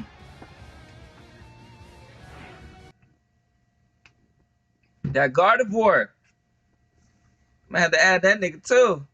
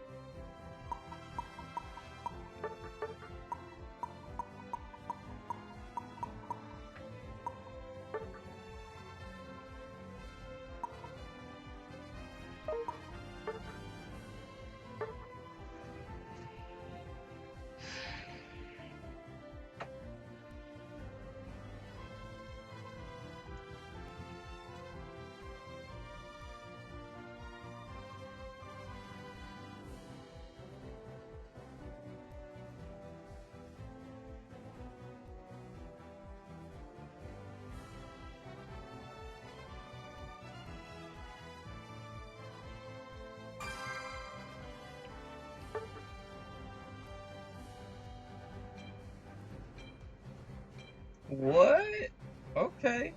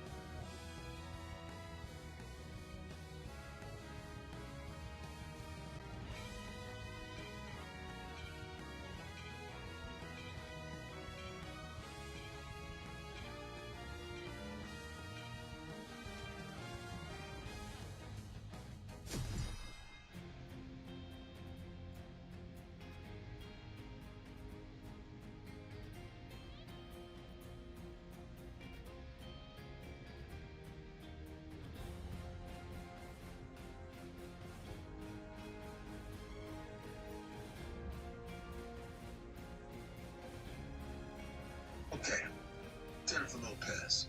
You see the photo. I think she's thirst trapping. Is that what you call it? Thirst trapping. She...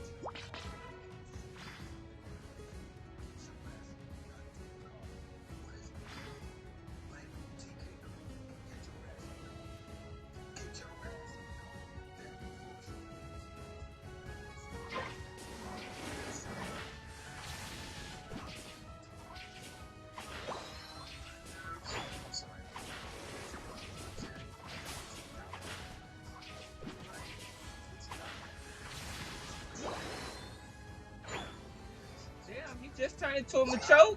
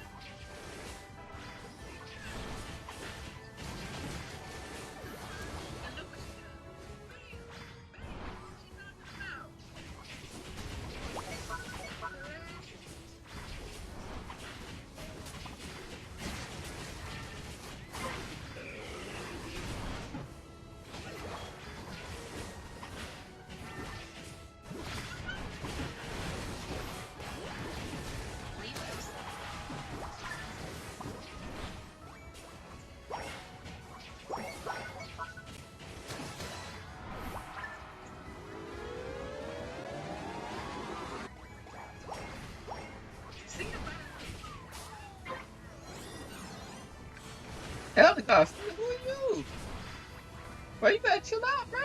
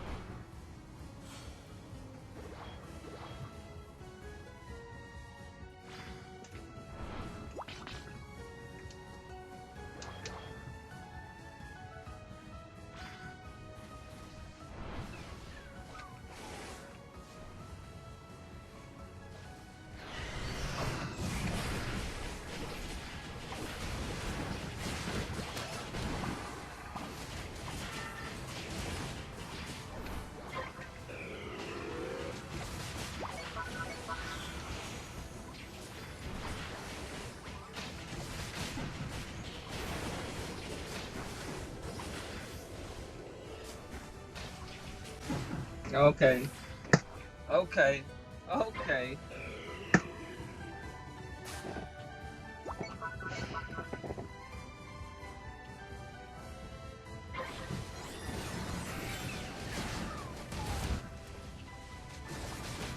Pack them up.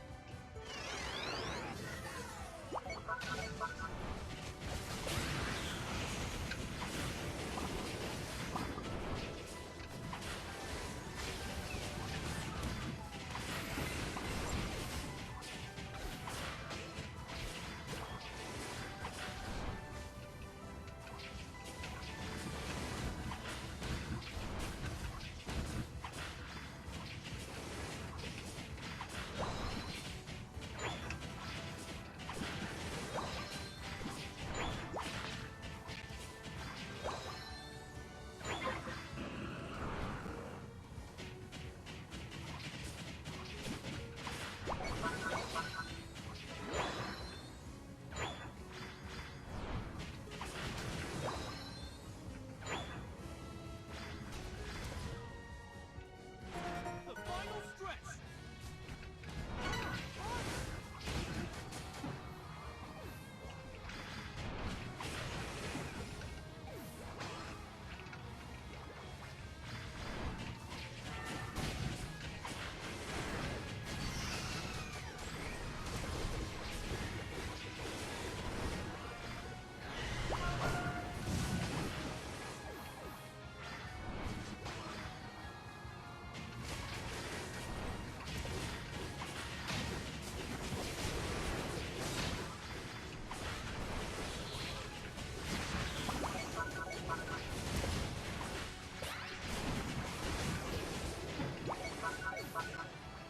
Fucking out cream me.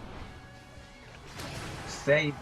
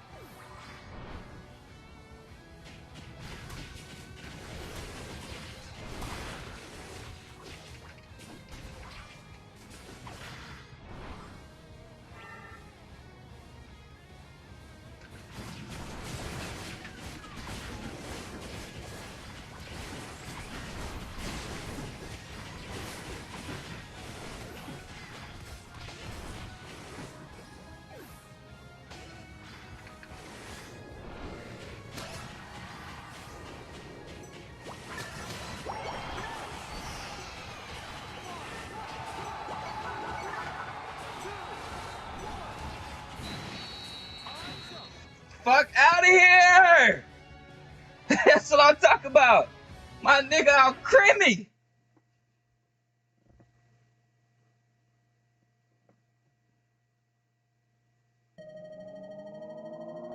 These niggas out here snitching. They put the rat back.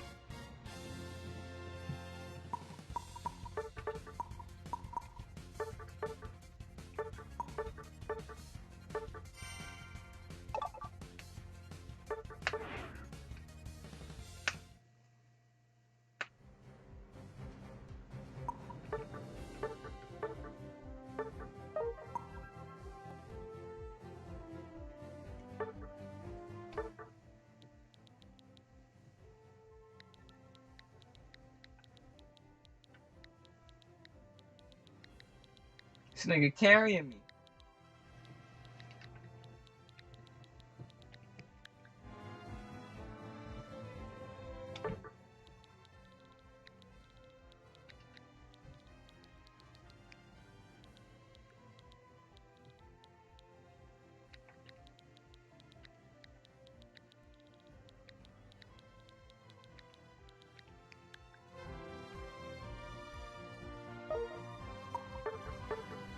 Bruh left the lobby and I did all that.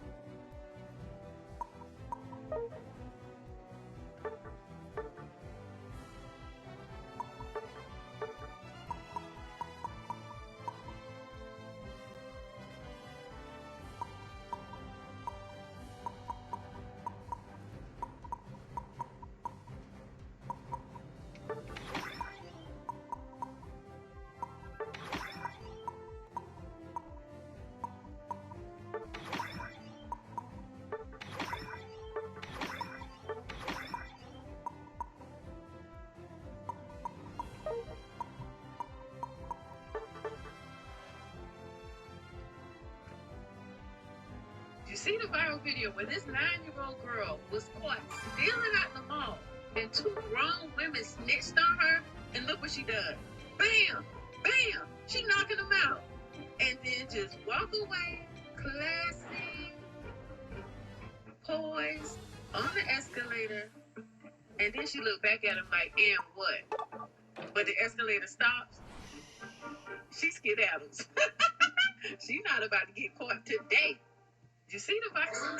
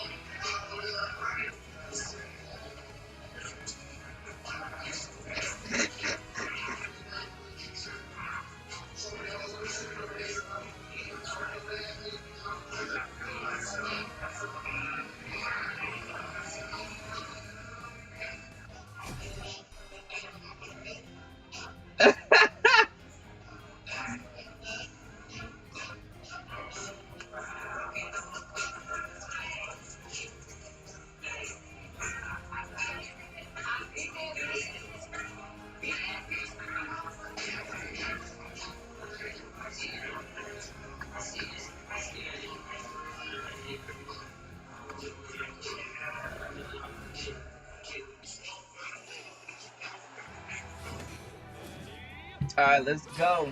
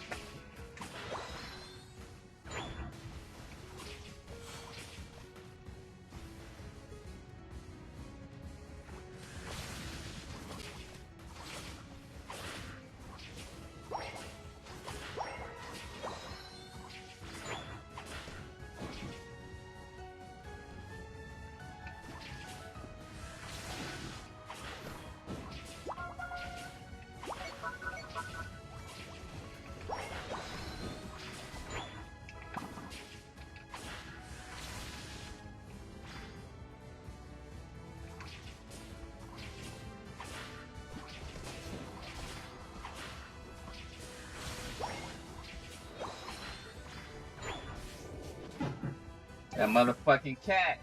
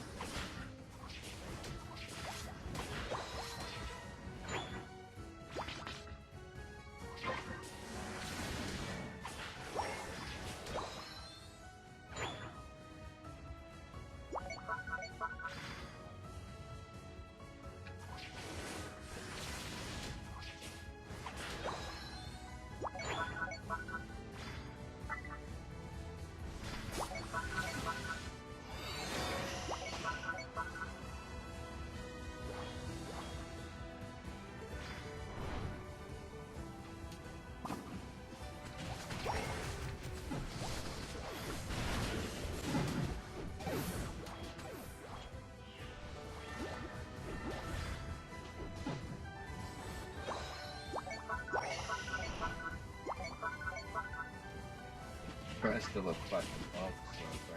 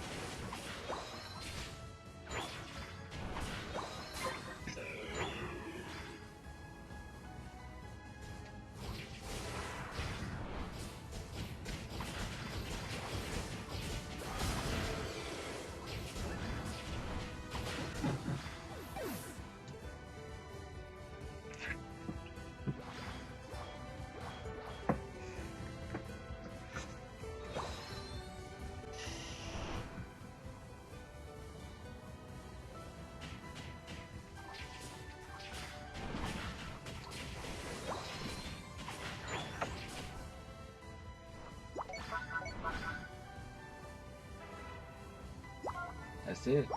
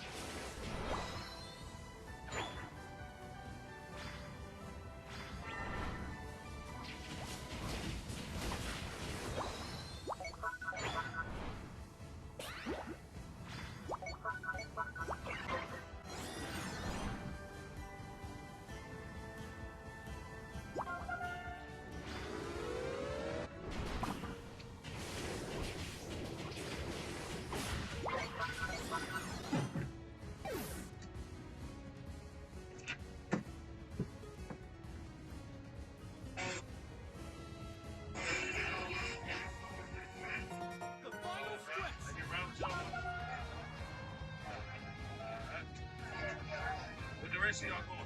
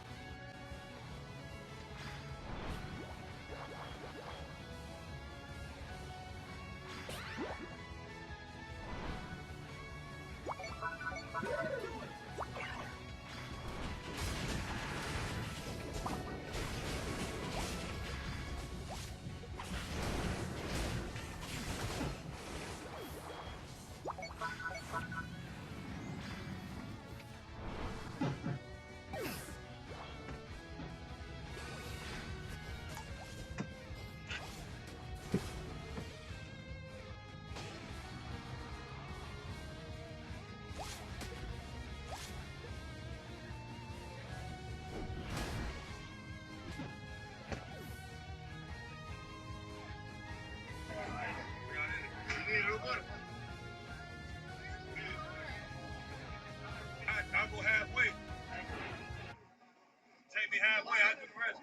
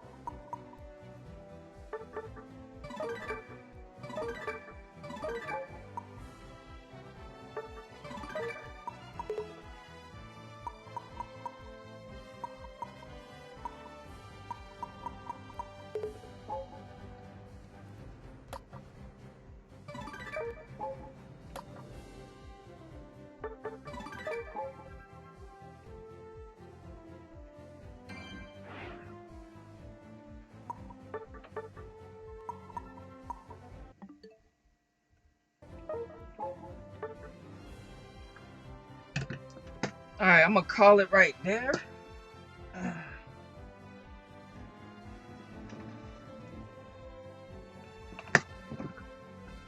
Let's clean up.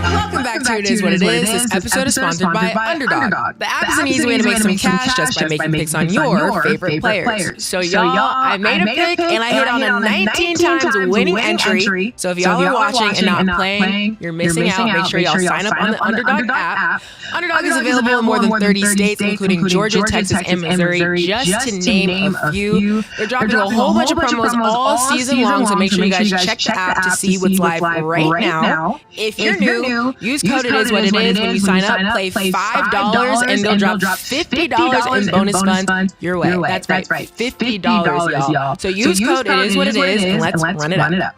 I'm Treasure Wilson, aka Stat Baby, along with your hosts, Mace and Cam. What's good, man? What's up, man? How you doing today? I'm doing wonderful. How you? Can't complain, man. It's great, man. Yeah, money came, man. Yeah. I got your birthday present. Yo, I promise you tomorrow. I'm bringing it in. It's actually in the car, but I want to give it to you on air tomorrow. I'm going to bring the birthday present. Because I'm going to be honest with you. The last two years, I kind of been leaning it. You know what? You got a fucked up birthday, I'll be honest with you. The reason I say that is because the reason I say that is because growing up, for people who don't know, so when you play super biddies, midgets, juniors, seniors, the cutoff date for the next age is September 1st.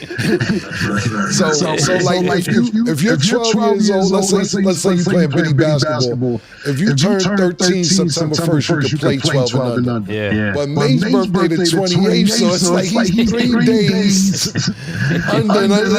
I would be mad about that.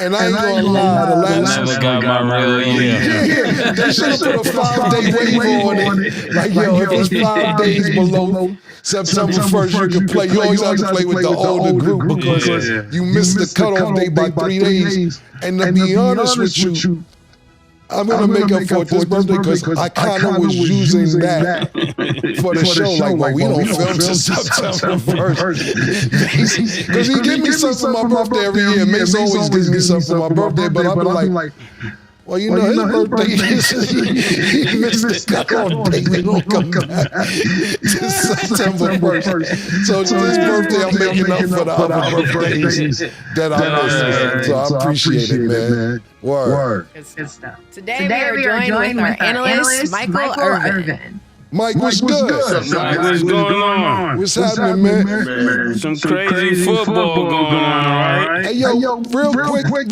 Mike, and great football. Yeah, great football. Real quick, Mike, Stat, and Mace, before we even get to football, did y'all know that Ben Simmons retired? Wow. Did he really? I thought he'd been retired. I thought he was just stealing niggas' money all these years. But he has officially retired from basketball, Mike. What do you think about that, Mike and Mason? I did not know that. I did not hear that. And I guess he probably wanted to creep away as quietly as he could. After how that thing played out. Can you imagine, though? Wow. I've never seen anything like that. Because Ben Simmons started out with all kinds of promises. Right. It was just that one little thing, man. It tells you how powerful the mind is. Right. How strong the mind is. So yeah, I pray for him. I know he's somewhere very rich, and he should be okay the rest of his life. Wow. That's a surprise. Right. What you feel about it, Mike? Oh, man. I wish him well. That's all you got to say. That's all I got to say. Y'all understand? Think about this. I'm a football player. Everything I am is wrapped up and wrapped around playing football. So I identify with it. It's what got me through life. All of my life. It gave me such a great life. Now, this dude, he's wandering around. Who the hell am I? I mean, I thought I was a basketball player. Right. But I couldn't even put the ball in the basket anymore. Right. I couldn't even shake the idea that I could put the ball in the basket anymore. And yeah, he has some finances, but boy, I bet you he had some going through some issues, going through some things. Yeah, I think he probably figured out that basketball, not just basketball, wasn't for him. He probably figured something else out that he wanted to do with his life. Because I don't think you retire this early and not have something else to do. You know, as you playing basketball and the money you make from the sport, that when you leave this sport, you gotta have something to live off of. So I wouldn't think there's a lot of people just sit on the bench and collect the check. So he could have done that at least for 3 to 4 more years. But he did enough for that. He did enough for that. Exactly. And that's where I was going, Mike. I was exactly going on that. And to be honest with you, I don't know if it's because they're coming off. It's Monday morning, it's the weekend. I don't know what the fuck Mace was talking about. Mace called the Balenciaga Ben. He's a model. He's stealing money from the NBA.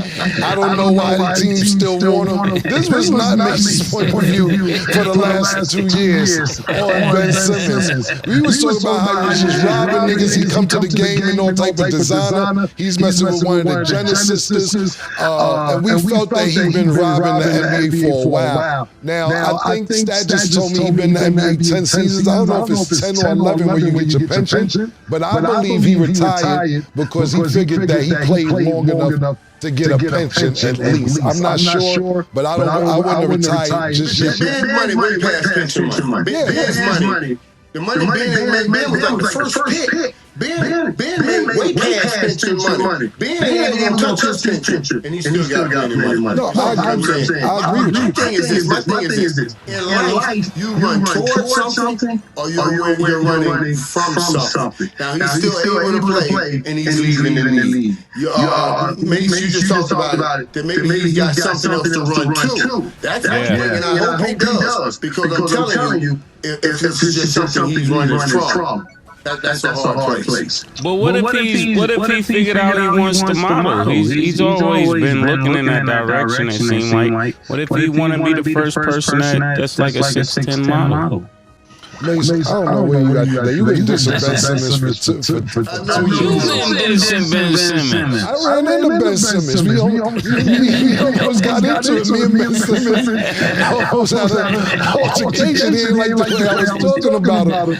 But listen, man, I got a job to do. And I'm not going to say and act like we ain't seen been stealing money. But like Mike said, about him playing, think about this, like Mike said. They were saying that if he got a jump shot, he would be the next LeBron.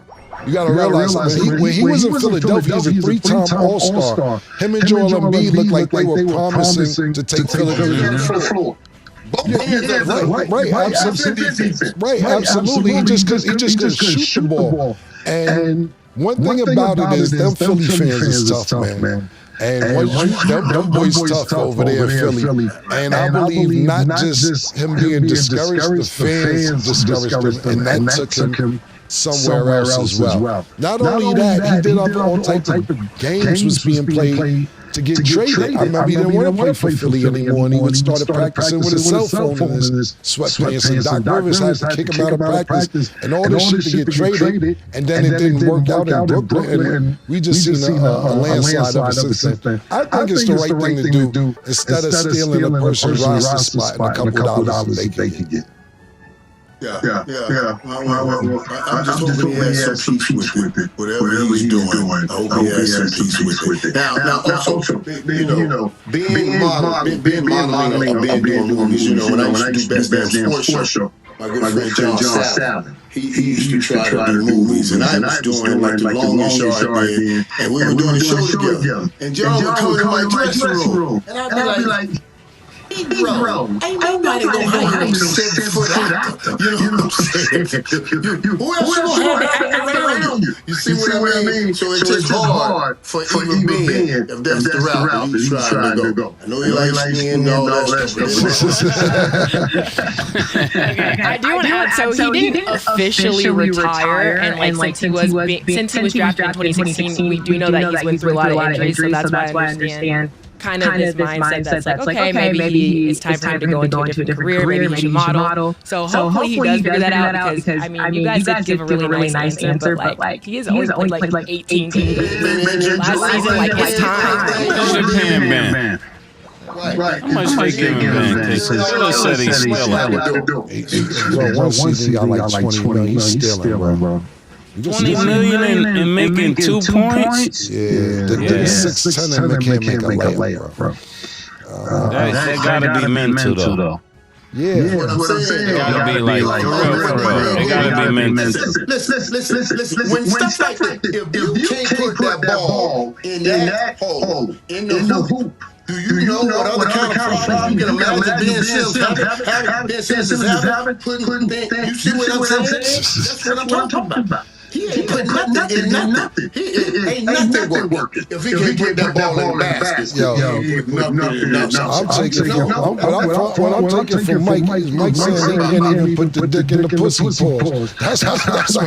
That's what I get for what you're saying, Mike. That he can't put it in no hole. Mike said he can't put it in no hole. Mike, you wild today, man. It's too early for that, Mike. It's all ego. If you ain't got none of that, what you think going on? Yo, fam, imagine this nigga about to get some pussy and she be like, man, this nigga, you're not putting it in the basket. You're missing all the hole. She said, tell you what, baby. If you can shoot this in the garbage can, you can have something. Yeah. No, Mike, pause. Mike saying is imagine when he go to insert, pause. He missing the whole time. He can't put it in the basket nowhere. Oh, man.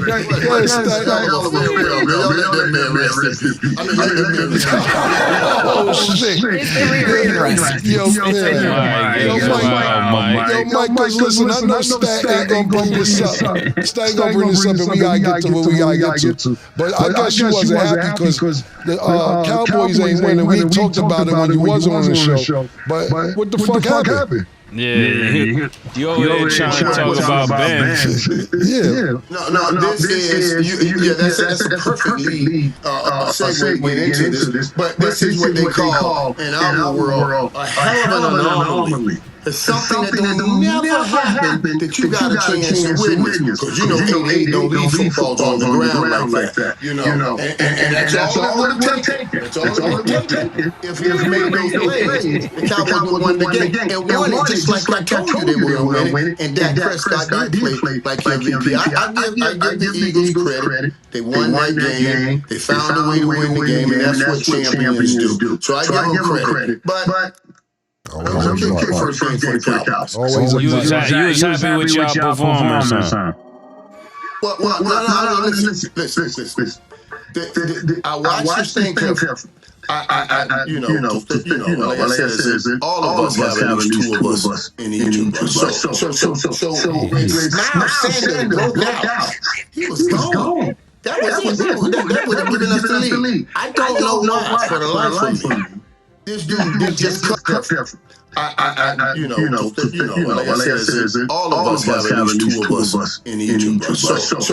So when Miles Sanders broke out, he was gone. That was it. That would have given us.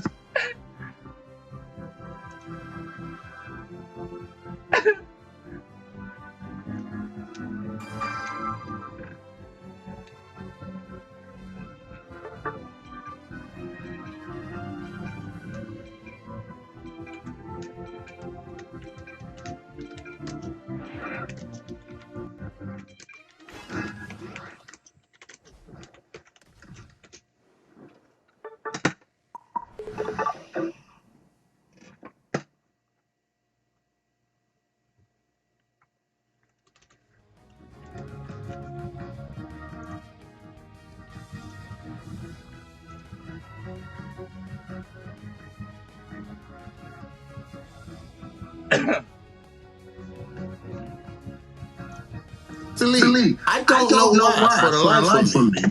this dude just cut back. It was a one-on-one race. If a guy's coming up on one side, all you gotta do is cut. You kill the angle. He'll never touch you, never run you down. And then a few plays later when he fumbled, it was hard to keep that old Fort Lauderdale Mike quiet. He started talking about his conspiracy. Miles of double agents. What? Stop that mess. See what I'm saying? I had to come back to reality. But if Miles Sanders would just made that one cut, that game was over.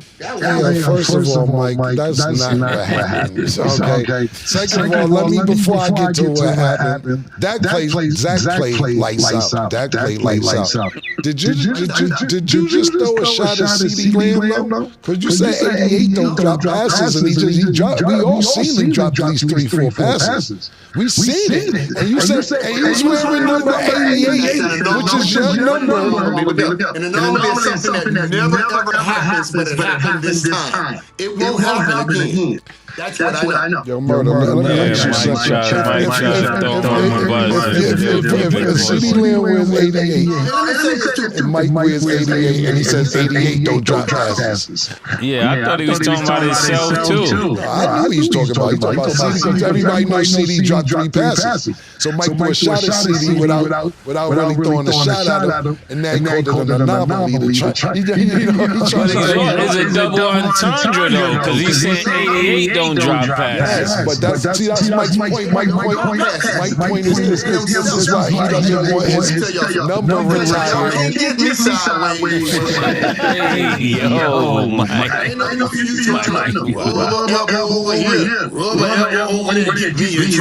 me tell you that. I get people texting me all the time when CeeDee drops the ball, right? And you know what they say? I bet you would have called that. The real lady would have called it. Nigga, shut up. Texting me this. My team is losing right now. I don't want to hear that. I don't want to hear that. So stop telling me like you real 88. Then why be the real 88? Why be the real 88, Mike? Why be the real 88 then? Why be the real 88 then if you don't want them texting you that? 88 is the real 88 is on the field. He's the only 88 that can play. I can't take my old ass out. See, Mike is good, man. See, this is what I'm trying to say. This is what he does. He says he don't want his jersey retired because when 88's in the field, so representation of him. But he still wants to stay. But he throw a shot at you because he say 88 don't drop passes. But then he covers himself and says it's an anomaly. So before he covers his bases, I got him down pat. Then he says something that never happens. But then he just says. Hold on, but then he says every time he drops passes, niggas call me. So that means he drops passes a lot if niggas be calling you all the time. Who's calling you? That's Mike, wait.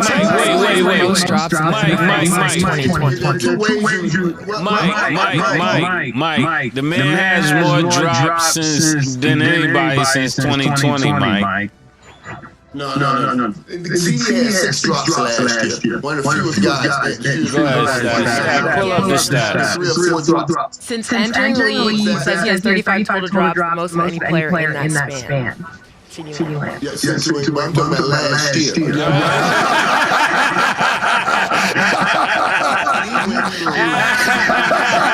Oh, no. You can't make this up. Remember when CeeDee came in, CeeDee was playing the number 2 receiver.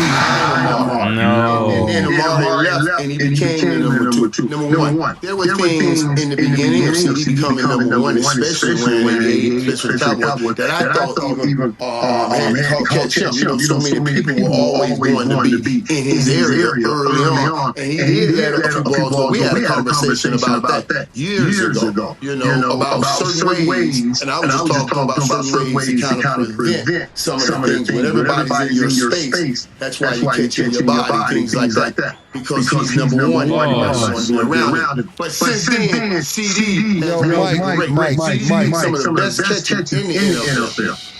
We know you gotta go back to Jerry's World, so this is why you're saying this. Let me ask you a question, and I know the answer. It's kind of rhetorical, but I still want you to answer the question. What number has he been wearing since he entered the NFL? See? Yeah, exactly. 88 has the most drop passes since 2020. You just said that niggas is always calling you talking about every time he dropped the ball. 35 Niggas is still calling. Time 5 because it's 5 niggas calling. But you heard Mike, he dropped the ball again. Yeah, niggas always Mike, I don't want to hear my team losing. Yo, listen, man, we understand you got a relationship with CD Link. Mike, why are they calling you?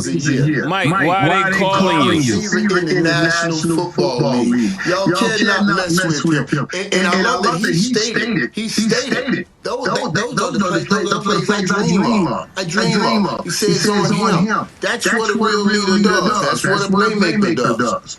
Now you want to give him your nickname, Playmaker. Yo, listen, man. What I'm trying to say is this. Listen, Mike, let me tell you something, right? Let me tell you something. Mike, they can see you like Cam used to tell me, man. You know we can see. First of all, let me tell you something, right? What's that? If Mason's walking and I accidentally trip him, I'm gonna be like, yo, you know what, Mason, I'm sorry. I tripped you. I can't be like, yo, why you walking like that? Yo, what are you talking about? He took accountability.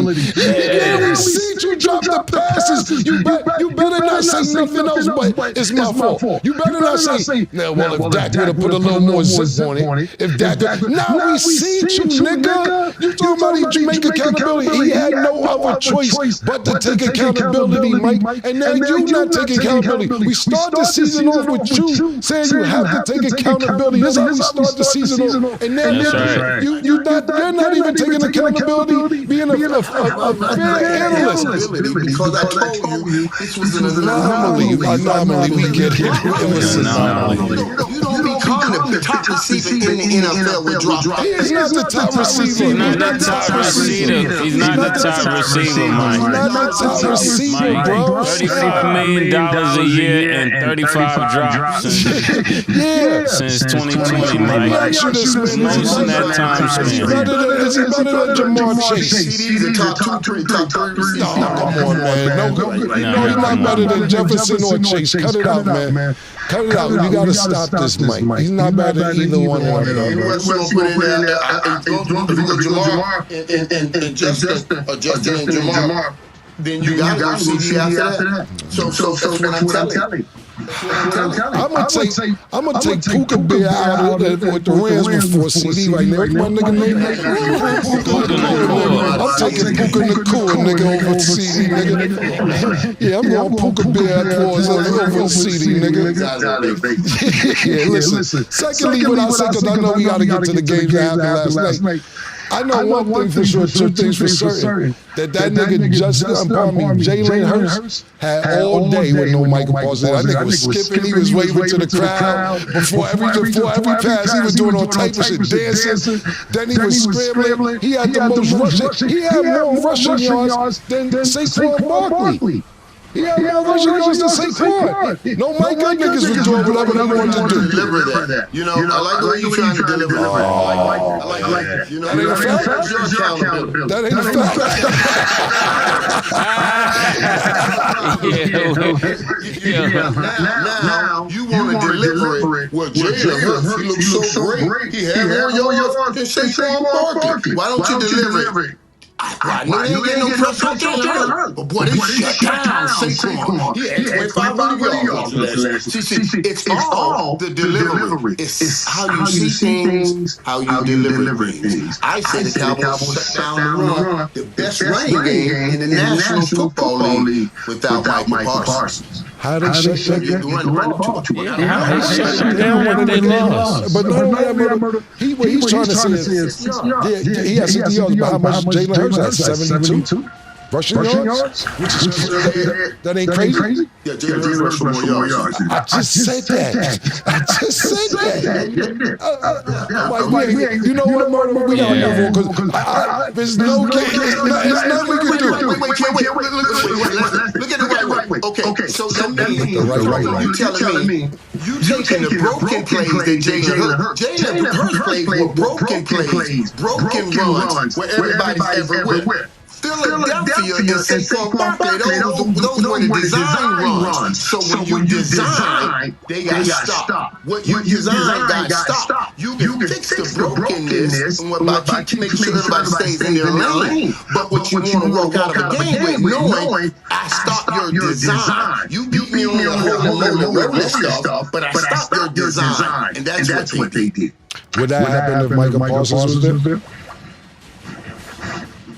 Will they be able to stop the run like that? No. With Jalen Hurts, listen, y'all had a great job with Saquon Barkley. We get that. He stuffed the middle of the field. He played where he got to go. You can't just give me a yes or no, Mike. I'm just saying y'all had a great job with Saquon Barkley. With Jalen Hurts had been running like that, if Micah Parsons was there. That's all I'm saying. With the holy moly roll or whatever you want to call it. And you know what? And I watched Micah Parsons today. You saw how he ran down. Yes.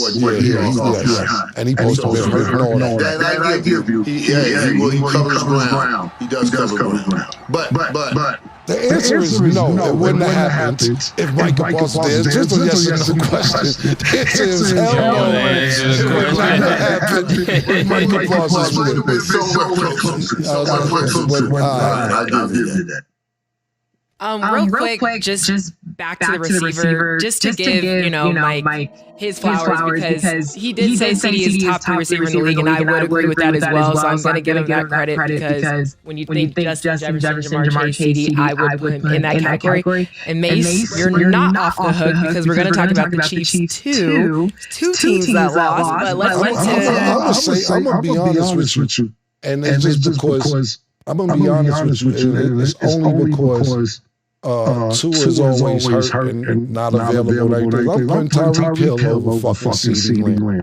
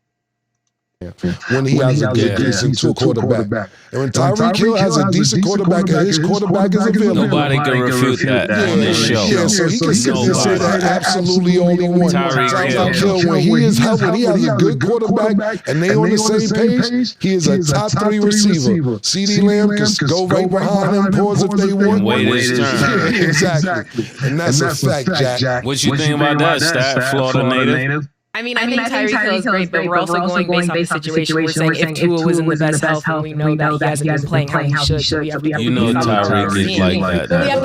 He is like that. That's not even a conversation, but I'm saying going based off of what we see right now. You don't drop the passes like CD.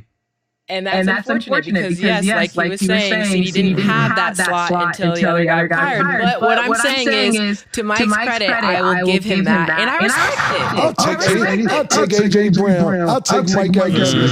I'll take Mike Evans. Yeah. Listen, man. Listen. Antonio Brown. No, I said AJ Brown. I said AJ Brown. Yeah, man. We don't say it. Stop all the CeeDee Lamb shit, man. That's what he said. I'll take AJ Brown. I'll take Antonio Brown over CeeDee Lamb right now. I'll take a healthy Cooper Kupp. Yeah. Listen, man. I like Stephon Diggs when he active. Like CeeDee is in the bowl. It's 3 niggas. Justin Jefferson. That's crazy. Okay, you got it. I appreciate it, man. I appreciate you coming in. I appreciate that. You coming in. You way too far out there. Yo, PT. The whole time. Mike, the whole first 7 minutes. You know what? The first 5 minutes, I didn't Mike come for the clips later on today. Since Mike, you was going crazy. You talking about, I forget what you were saying, but you was going crazy. But no problem. He was bugging earlier. Yeah, catching on his body. Yeah, you was saying something. He was letting you say a bunch of stuff, Okay. So we gotta get into Sunday's games. There was a lot of really good ones. Let's start with the Bills versus the Ravens. The Bills beat the Ravens 41-40 in a crazy comeback win. This was a great game, Mike. How did the Bills stay alive? Was this the outcome you were expecting? It was an outcome I was expecting. I didn't expect the Bills to actually win the game. And what I surmised watching this game, I went in thinking, Baltimore was the best team in the National Football League. And I left this game thinking, Baltimore's the best team in the National Football League. It's just Buffalo got Michael Jordan. They got the best player in the National Football League right now. And the way Josh Allen is playing and how calm he is, he got married. So I guess, he's a little bit more focused and everything. But he looked like it. He looked like it Sunday night, and great. I said Baltimore. I still think we'll certainly see these two teams. And right now, it looks like the 2 teams that'll be playing in the AFC Championship game. Coach Mace. Well, them Chiefs don't look like they were chiefing at all.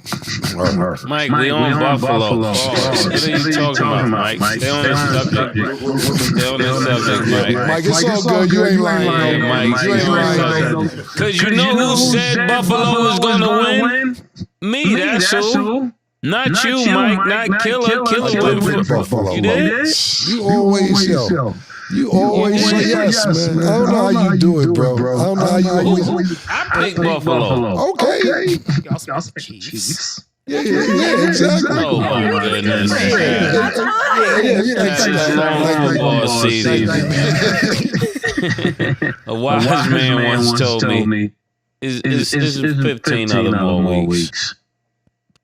It's actually 17 weeks of games. I know, but that was just one game. No problem. But you picked them to win, like Seth said. I picked them to win too, though. I picked the Chiefs. It's an anomaly.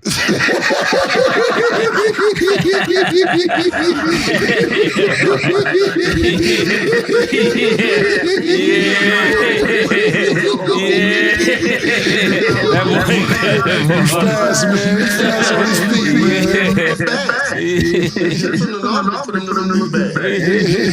Look at Mike Johnson with the nominal for today's word. Yeah, murder, man. What you got to say about the game again? That was good, though. Yeah. I'm a rest on that. It's an anomaly. What would you say, Killer? Listen, Baltimore had a chance to win. Listen, they was up 14 points. Or 15, 14 points, I believe, with 4 minutes left. Derrick Henry fumbled, and it just was an avalanche after that. They looked really good for 3.5 quarters. But to Mike's point, bro, Josh Allen, man. Josh Allen is like he said, I don't, and it's Patrick Mahomes looked good. He looked decent. But this is almost looking like and it's been some years, and we can't say nothing until at least Josh gets a couple rings. Yeah. But between last night's game and the last couple seasons, even though I know that they didn't get to the Super Bowl, it's kind of like when Michael Jordan was passing Larry Bird and Magic Johnson, because it was Magic Bird and Larry Johnson's league. They like, yo, the new nigga, he coming up, man. It's taking him some time. But he's on the rise, man. 394 yards, 2 passing touchdowns, 2 rushing touchdowns. The kid is really amazing. And then this most incredible to me is that not really, I wouldn't use the word incredible. Was last season when they said, well, Stephon Diggs is going to safety blanket, he's going, what's he going to do? Well, he went out and won the MVP. That's what he did. And last night, it looked like he was the guy who was the reigning MVP. So much credit to Josh Allen in Buffalo, but I would say it's more Baltimore giving the game away than actually Buffalo winning the game. That's what I would say. But these two teams look really good. And I can't disagree with what Mike said about them maybe being in the AFC Championship, especially how poorly my Cincinnati Bengals played. They won the game, but they looked terrible all day. Especially well, I don't know if we'll get to that today, but the Browns missed field goals and everything else. Cincinnati might have lost, but these two teams look spectacular. And Josh Allen looked like the reigning MVP that he is. Okay. Now let's get into go ahead, Mike. You brought up something when you talk about Josh. You know, I remember when they had Stephon Diggs, and I was on the air somewhere, and I was like, I couldn't believe it. Like, everybody was telling Josh, think. And I said, why everybody keeps that? Why do they do that? I know he's sick of that. He has to take control of this team, because to me, it makes me look like everybody saying, you're a dummy. But then they got rid of Stephon Diggs. And I'm telling you, this dude's different. He was always, that's a great analogy you use, using Michael Jordan when he had to get past Magic, Bird, and Detroit. Yeah, I don't Isaiah. Detroit. Right. Isaiah, no. And right now, Josh has to get past Patrick Mahomes. But right now, he's the best man in the league. He's him. Yeah, 7 different receivers for over 20 yards. And not only that, for how big he is, pause. He can run. Actually, you know, he had I'm not saying there was a lot, but 30 yards rushing. The kid's a big boy, man. It isn't like he's agile like Lamar Jackson or Patrick Mahomes. He gets in there and runs you over. He almost has a Derrick Henry mentality when you try to come tackle him. He's not sliding like that. He's coming and run you over when he starts running the football. So he looked really good last night. When y'all see the thing with it, Lamar, I love him. But here's the issue. Always with Baltimore in tight games, something goes wrong. Something goes down. Last year, Mark Andrews dropped the ball. This time a fumble. You get in those games when it gets tight, something goes wrong. Now, even though after they fumble, Baltimore still got that ball back. And they needed to go get a first down, and that's where Lamar has to rise up and do the Josh Allen. Josh Allen will not let his team lose every crucial play they needed. He made it. Oh, man. I hear you guys, but I don't agree with either one of you. When it comes to Josh Allen, I'm looking at him like he's the same age as Pat Mahomes. It's not like he's a young nigga coming up. Patrick Mahomes already won the championships and he's the same age. In fact, Josh Allen is older than Patrick Mahomes. Did you know that, Mike? Yes. Yeah.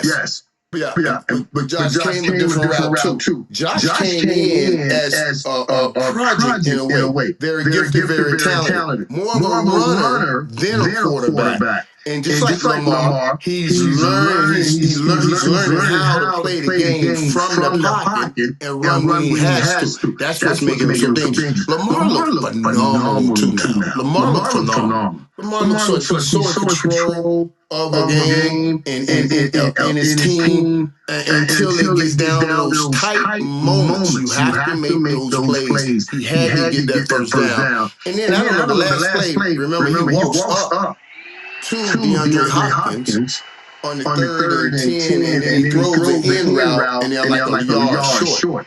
Why'd you walk up to him? If you want to walk up to him and you tell everybody I'm throwing to him, you got to tell him, Joker, make sure you get past the marker. Because we don't have another play. We got to run after this. So, yeah, it's just those crucial things that they mess up every time Baltimore does. And guys like Patrick Mahomes and Josh Allen steps right in and send them home. They have to overcome that.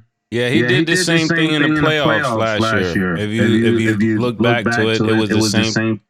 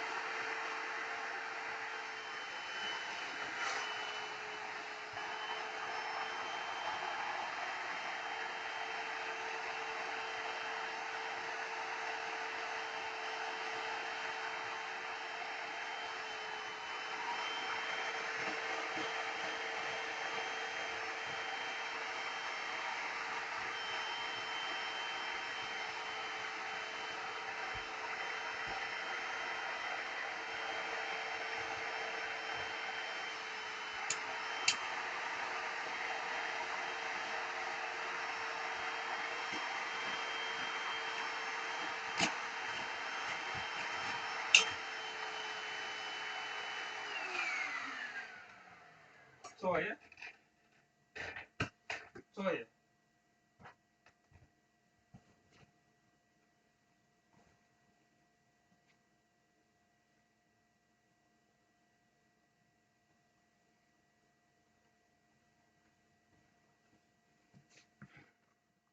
Type of play that he made, the same type of era, and it just speaks to like you said, the focus and the fortitude as a quarterback. Because you can have all of the talent that you want, but if you're not able to think the right play at the right time, then you won't win the championship. Mason's right as far as age is concerned. I was just talking about the way he's going about it. Because you're right.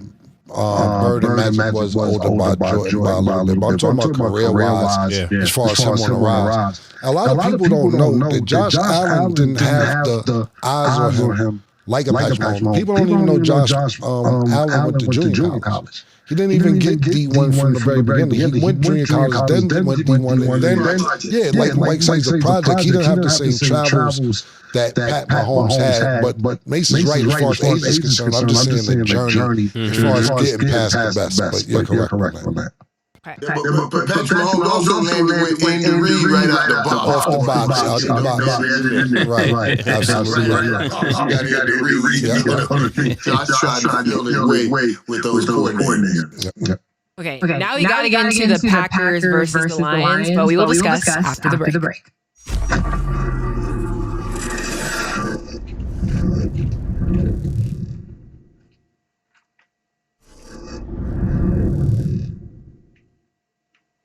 Hey, yo, what's going on, everybody? New York and the Tri-State area and all surrounding areas. Make sure you come out October 9th to my first comedy show, the Killer Comedy Show. Yeah, October 9th at the Beacon Theater. It's going to be crazy. Corey Holcomb, D-Ray Davis, Tony Rock, Jay Farrell. It's going to be crazy and more. October 9th. Get your tickets at Ticketmaster, the Killer Comedy Show.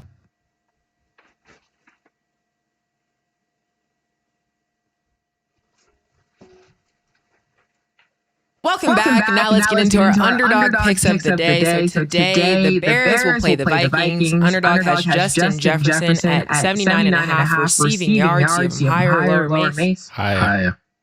Hi. Okay, JJ McCarthy's at 221.5 passing yards. You have higher or lower, Cam? Lower. Okay, and Caleb Williams is at 291.5 passing yards. You have higher or lower, Mace? Lower. I hate this nigga. I don't hate Caleb Williams. I just don't. He got to really prove something. I don't like niggas who lose and then what he had, a teddy bear? What he had after he lost when he was with USC? He wanted his dog. Yeah, it rubbed me the wrong way. Until he turned into a dog, not wanting his dog. Lower. I know every year it's supposed to be something new with the Bears. This the year with the Bears. Oh, this the year. Listen, man. They'll get him out of here in another 2 years if he don't produce new. I don't know. I don't like a nigga who lose their game and want their puppy. I'm going low. Shout out Caleb Williams. Make sure y'all download the Underdog app and you can make your picks too. So we got to talk about the Packers versus the Lions. Detroit fans are mad right now because they were not expecting to start the season 0-1. Packers beat the Lions 27-13. Mike, how did that game make you feel about the Lions? Well, that wasn't just a game. That was a beatdown. The Lions got beat down pretty good, to be honest with you. And it wasn't as close as even that score would say. You know, so I mean.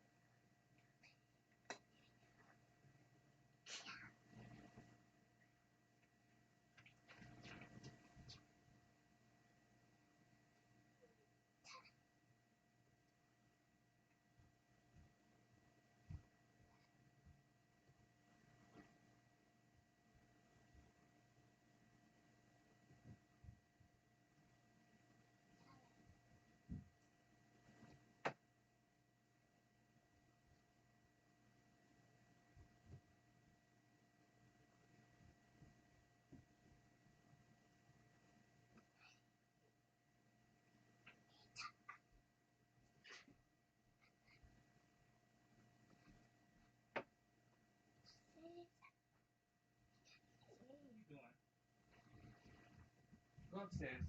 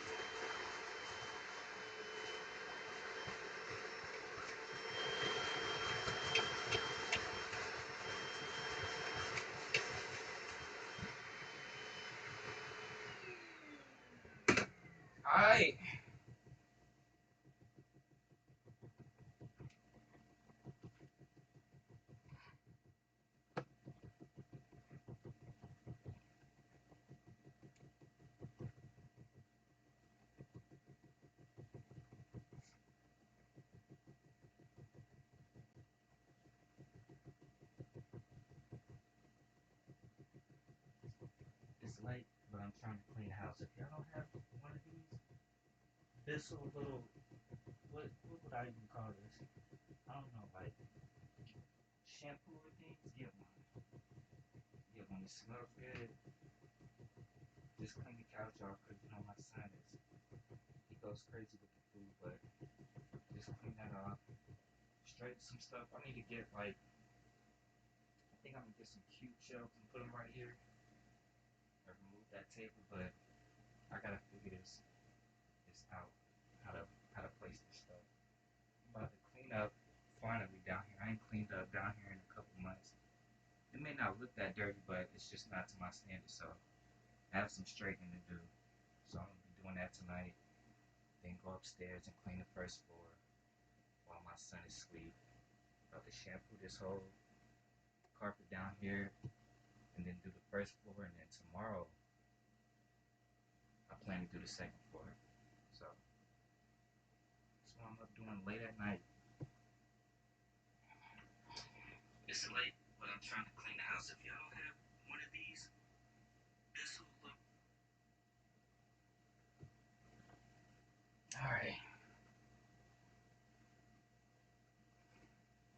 And they stayed in the backfield. They stayed all over Jared Goff. And it was, Michael's my very good friend. It was hard for me to watch them have that success, knowing they stole that piece from us like that. But I had to watch it. I had to do my job. I had to do I really do.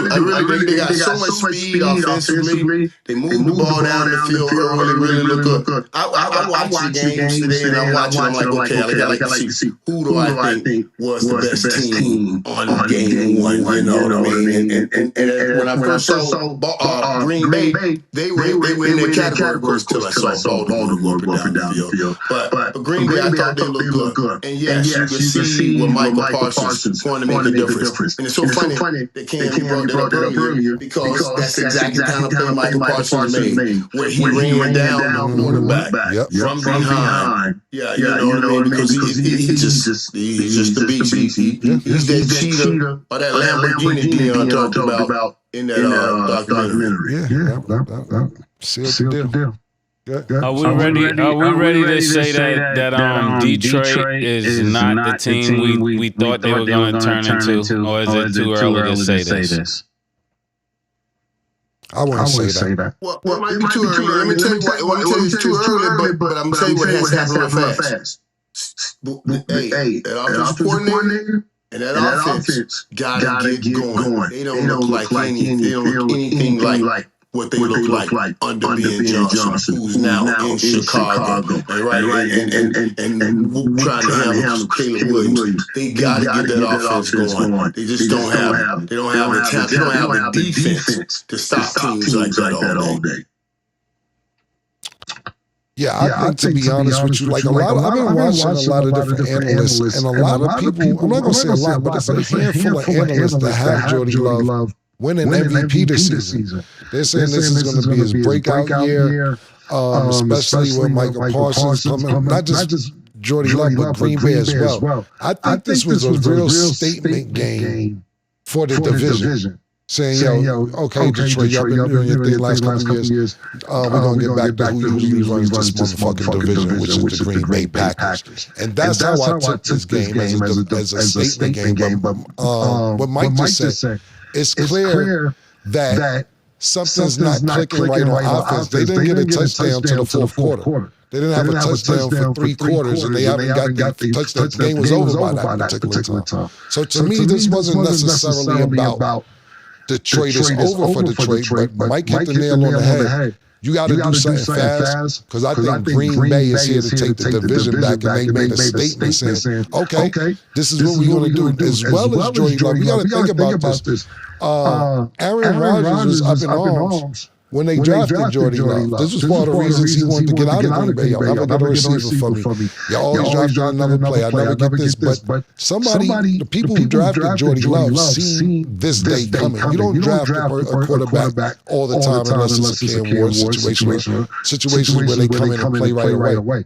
If you drafted somebody by Aaron Rodgers as a plan for a succession plan for him, and this is the season that a lot of people saying this is why they drafted Jordy Love. And yesterday it kind of looked like they were right. We'll see what happens later on. But I think Green Bay is here to take the division back, but I don't think it's necessarily over for the Lions just yet. Okay. And Aaron Rodgers led the Steelers to a 34-32 win versus the Jets. Mike, what did you think of Aaron Rodgers' Steelers debut and the game? I thought, man, the agony of the Jet fan and what they must endure. Because Aaron Rodgers looked like the Aaron Rodgers they had been hoping for 2 years. The last 2 years. I mean, he was throwing off, you know.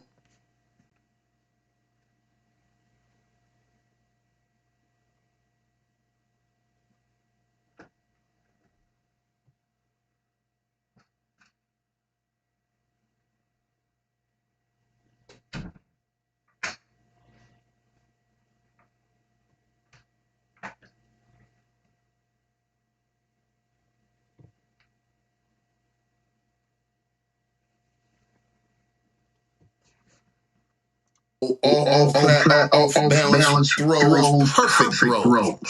He made some great throws, 4 touchdowns, and played a great game. Pittsburgh looked like I wanted them to look when I told him, go get Aaron Rodgers. You got now somebody that really knows how to control an offense, and you add a running game to that. He's throwing that ball out to Jordan Flats, man, and I'm telling you, Pittsburgh will be in the hunt because of Mike Tomlin. And because of Aaron Rodgers. Aaron Rodgers, he won't have to throw for 1 trillion yards, but he'll play efficiently, he'll play effectively, he'll give you touchdowns and not turnovers, and you give Mike Tomlin that, he can do something. Yeah, I'm not gonna lie. I like the way that Aaron Rodgers looked. We definitely was expecting this in New York. But I was more impressed, I'm not gonna lie, with Justin Fields. It seemed like he came to play, and he looked like he probably made the Steelers regret not getting rid of him. He could have been a good QB too.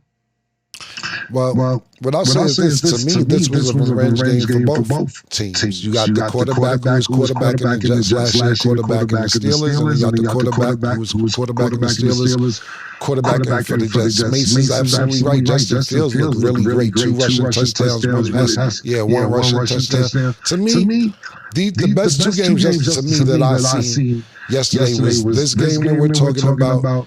And that Tampa Bay Atlanta game was a great game as well. That was one of the best games for me yesterday, outside of what fucking Buffalo did. But yeah, Aaron Rodgers looked great. And that's what you get when you have Aaron Rodgers and Mike Tomlin. You get 17 points in the fourth quarter when you need 17 points in the fourth quarter to win.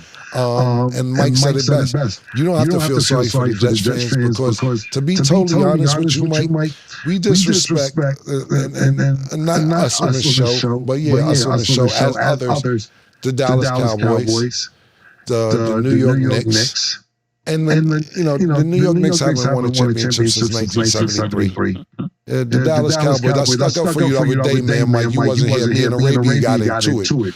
I got fucked up too. Yeah, we got into it because she sit there and tell me how Cowboys ain't doing this and Cowboys ain't doing that. Jerry Jones this, Jerry Jones that. Now they got to remind you, I'm fresh off the documentary. So you know how I'm feeling. I'm like, yo, stop acting like y'all the creme de la creme of the league. Y'all ain't won a Super Bowl since 1991. So Dallas got more recent Super Bowls than you got. They won 3 Super Bowls since the last time y'all won a Super Bowl. Well, the organization with this.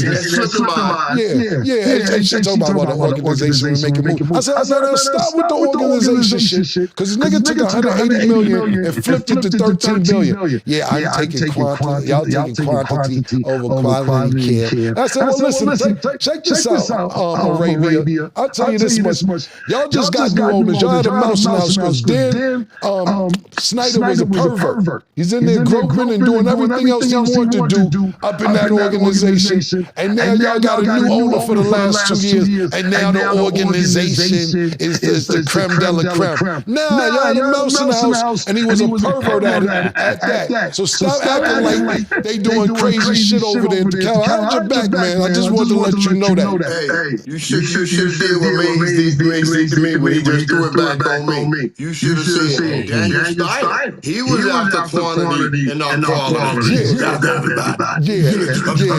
But I'm gonna leave that alone.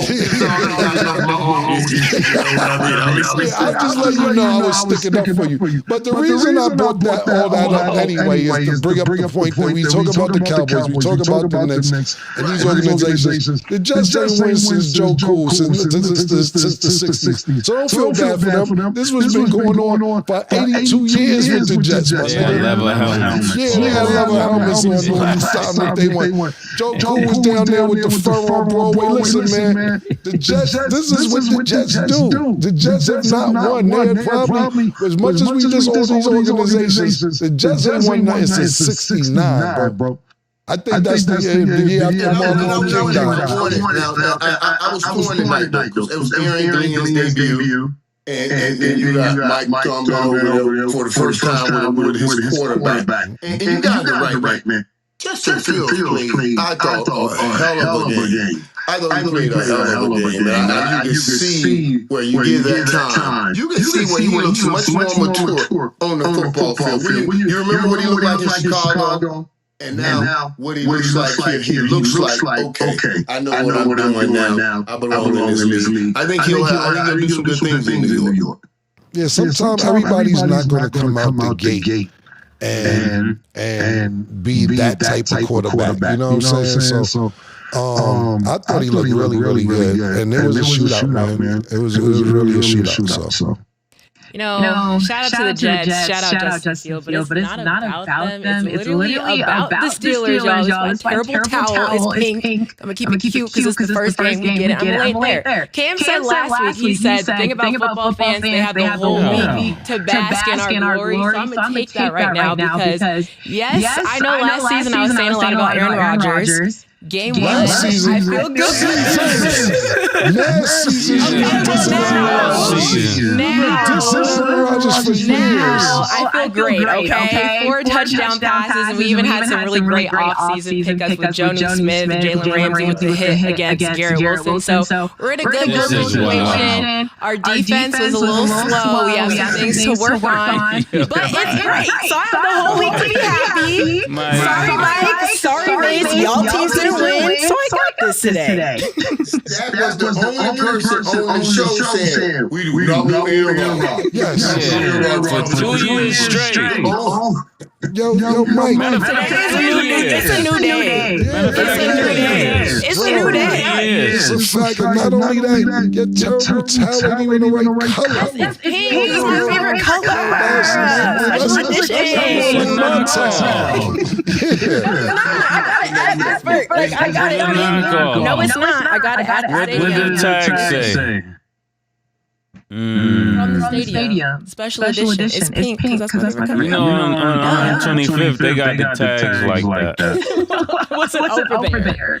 I got it at the stadium. My dad got one. So yes, I'm going to take the week to be happy. Sorry for y'all, but this is week too. Yeah, yours did too. I can't be mad at that. Yours did too. But yes, I brought the towel. Mike, this is wild. See y'all for the next game. Okay. So now let's get into the Falcons. So it was a tough loss for them. The Bucs beat the Falcons 23-20 in Atlanta. Mike, what did you think of this outcome? Well, I like what I saw. And with Atlanta also, I thought that was a great game. I think experience wins this game. But that Atlanta group, that talent, young group of guys they have, man, you give them, I should give them this year to play together, and then watch as they come on starting next year in a big way. But it'd be interesting to see also what happens with Tampa this year, and what Baker Mayfield, how far he can take them. Yeah, I'm never happy when Atlanta lose, but they lost to, Florida team. I gotta go with that at this point. I saw a few of the guys while we was, going to the game. And it just looks like that Tampa Bay is going to be a better team. They're going to be a better team. I think last year they came short. I think this year they get a little further than before. I don't have much to say about Tampa Bay. I think this was, like I said, this is my second favorite game of the day. We actually seen, you know, we sit there and think about Baker Mayfield, right? He coming out, he's this arrogant kid coming out of college. He's drafted. He thinks he's gonna be that nigga. He's getting commercials, so on and so forth. And the NFL humbled the shit out that motherfucker. The NFL will humble you, man. And that's why, you know, not to jump from one person to the next, but think about this, man. If he didn't get the right opportunity, not talking about Baker Mayfield, talking about somebody like Geno Smith.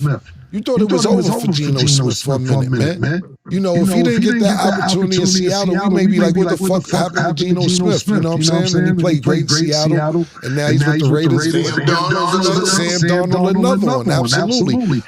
Daniel Jones looked decent today. Daniel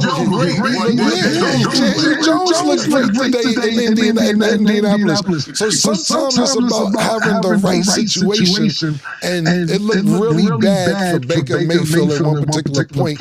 And now that he's in Tampa, some people are labeling him a top 5 quarterback, and he grew out of all the childish shit.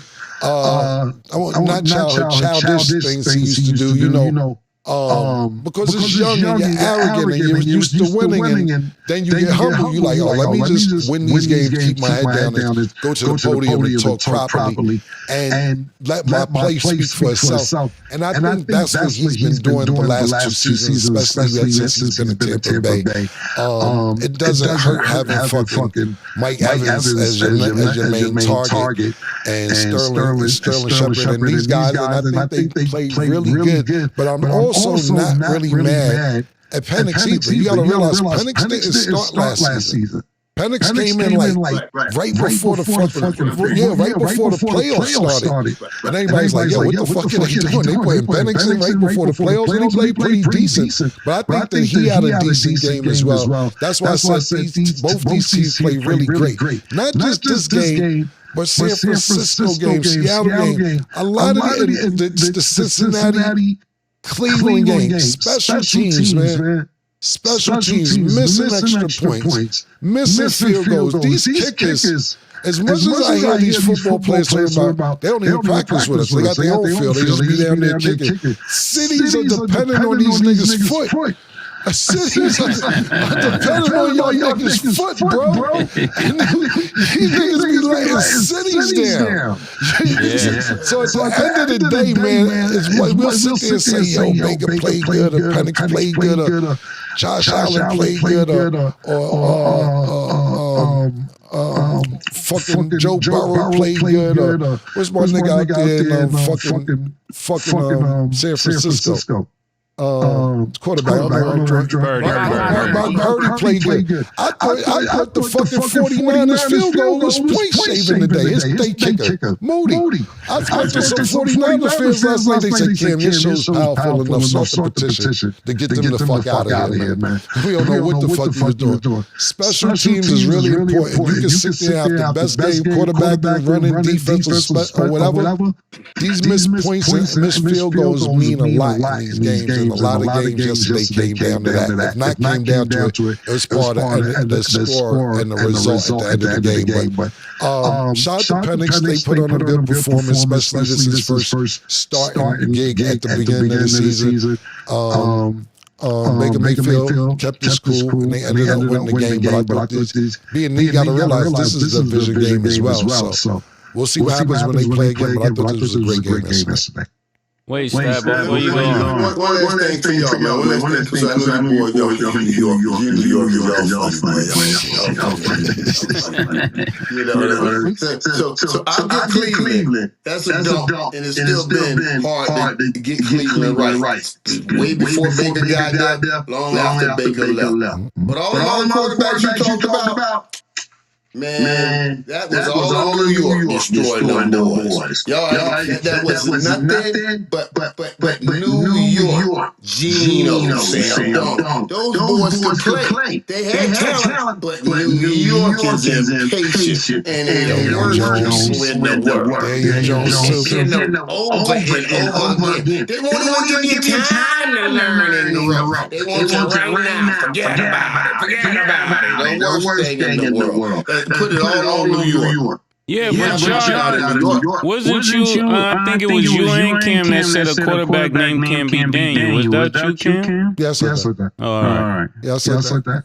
I meant in New York. Oh, okay. That's exactly what I meant. I'm just holding everybody accountable, man. I did say that. I said the quarterback if his name is Daniel is not going to work in New York. It's just not. Yeah, you did. Well, listen, let's be fair. I know what you're saying because I was saying how Daniel played good today, but let's not act like defense for Indianapolis didn't help out either, man. They was capitalizing off them turnovers as well. So. But Mike, you made a great point. New York, but you got to think about this as well. New York doesn't have the patience, but it's not just for the players. The coaches get threatened too. We'll fire the GMs get threatened. Everybody, their job is on the line. Everybody get threatened. Now we got to think like you can make it in New York, you can make it anywhere. Yeah. True to that. So what have you done for us lately, State? Yeah, now think about it though. You know. That's why we talk about Archie, because Eli came and gave Tom Brady two of them football L's, two of them losses in them Super Bowls, man. So Eli got two Super Bowls in New York City. But you know what? One thing, Mike. One thing I said about this. I live, the stadium is not really in New York City, New Jersey. I didn't used to live too far from it or whatever, but it's still New York. And shout out to New Jersey too, because New Jersey claimed the Giants more than New York, if you guys my opinion. But one thing for sure, two things for certain. Eli played there close to 20 years. You ain't bumping the Eli at a gas station. You ain't bumping at a Wendy's. You ain't see him at a restaurant. You did. I didn't know if they had a secret tunnel for that nigga. Yo, because you bumping everybody. You see Michael Strahan here by accident. You know what I'm saying? You might bump into Carl Anthony Towns here and there. You didn't 15, 16, 17, however many years he played. You never see Eli anywhere. And that's what matters. Keep your head down, stay out the way, go to practice and show up to work. I just spoke to a friend of mine, Mike. I promise you, I'll tell you no lie. He said he just moved to Dallas. He said, yo, man, call Mike and see what's up with some tickets, man. I said, yo, listen, man. I ain't got time for all that. I can point you in the right direction where his restaurant is. Go out there and support him. I'm not calling Mike for the motherfucking tickets. Because if I call Mike for some tickets, it's not going to be for you. Yo, you can't do that for me? Yo, listen, man. Back in the days, I seen Mike in Club Bentley. I tried to go to the bathroom. His security said I couldn't go to the bathroom. I said, I just want to use the payphone. Mike come out the bathroom.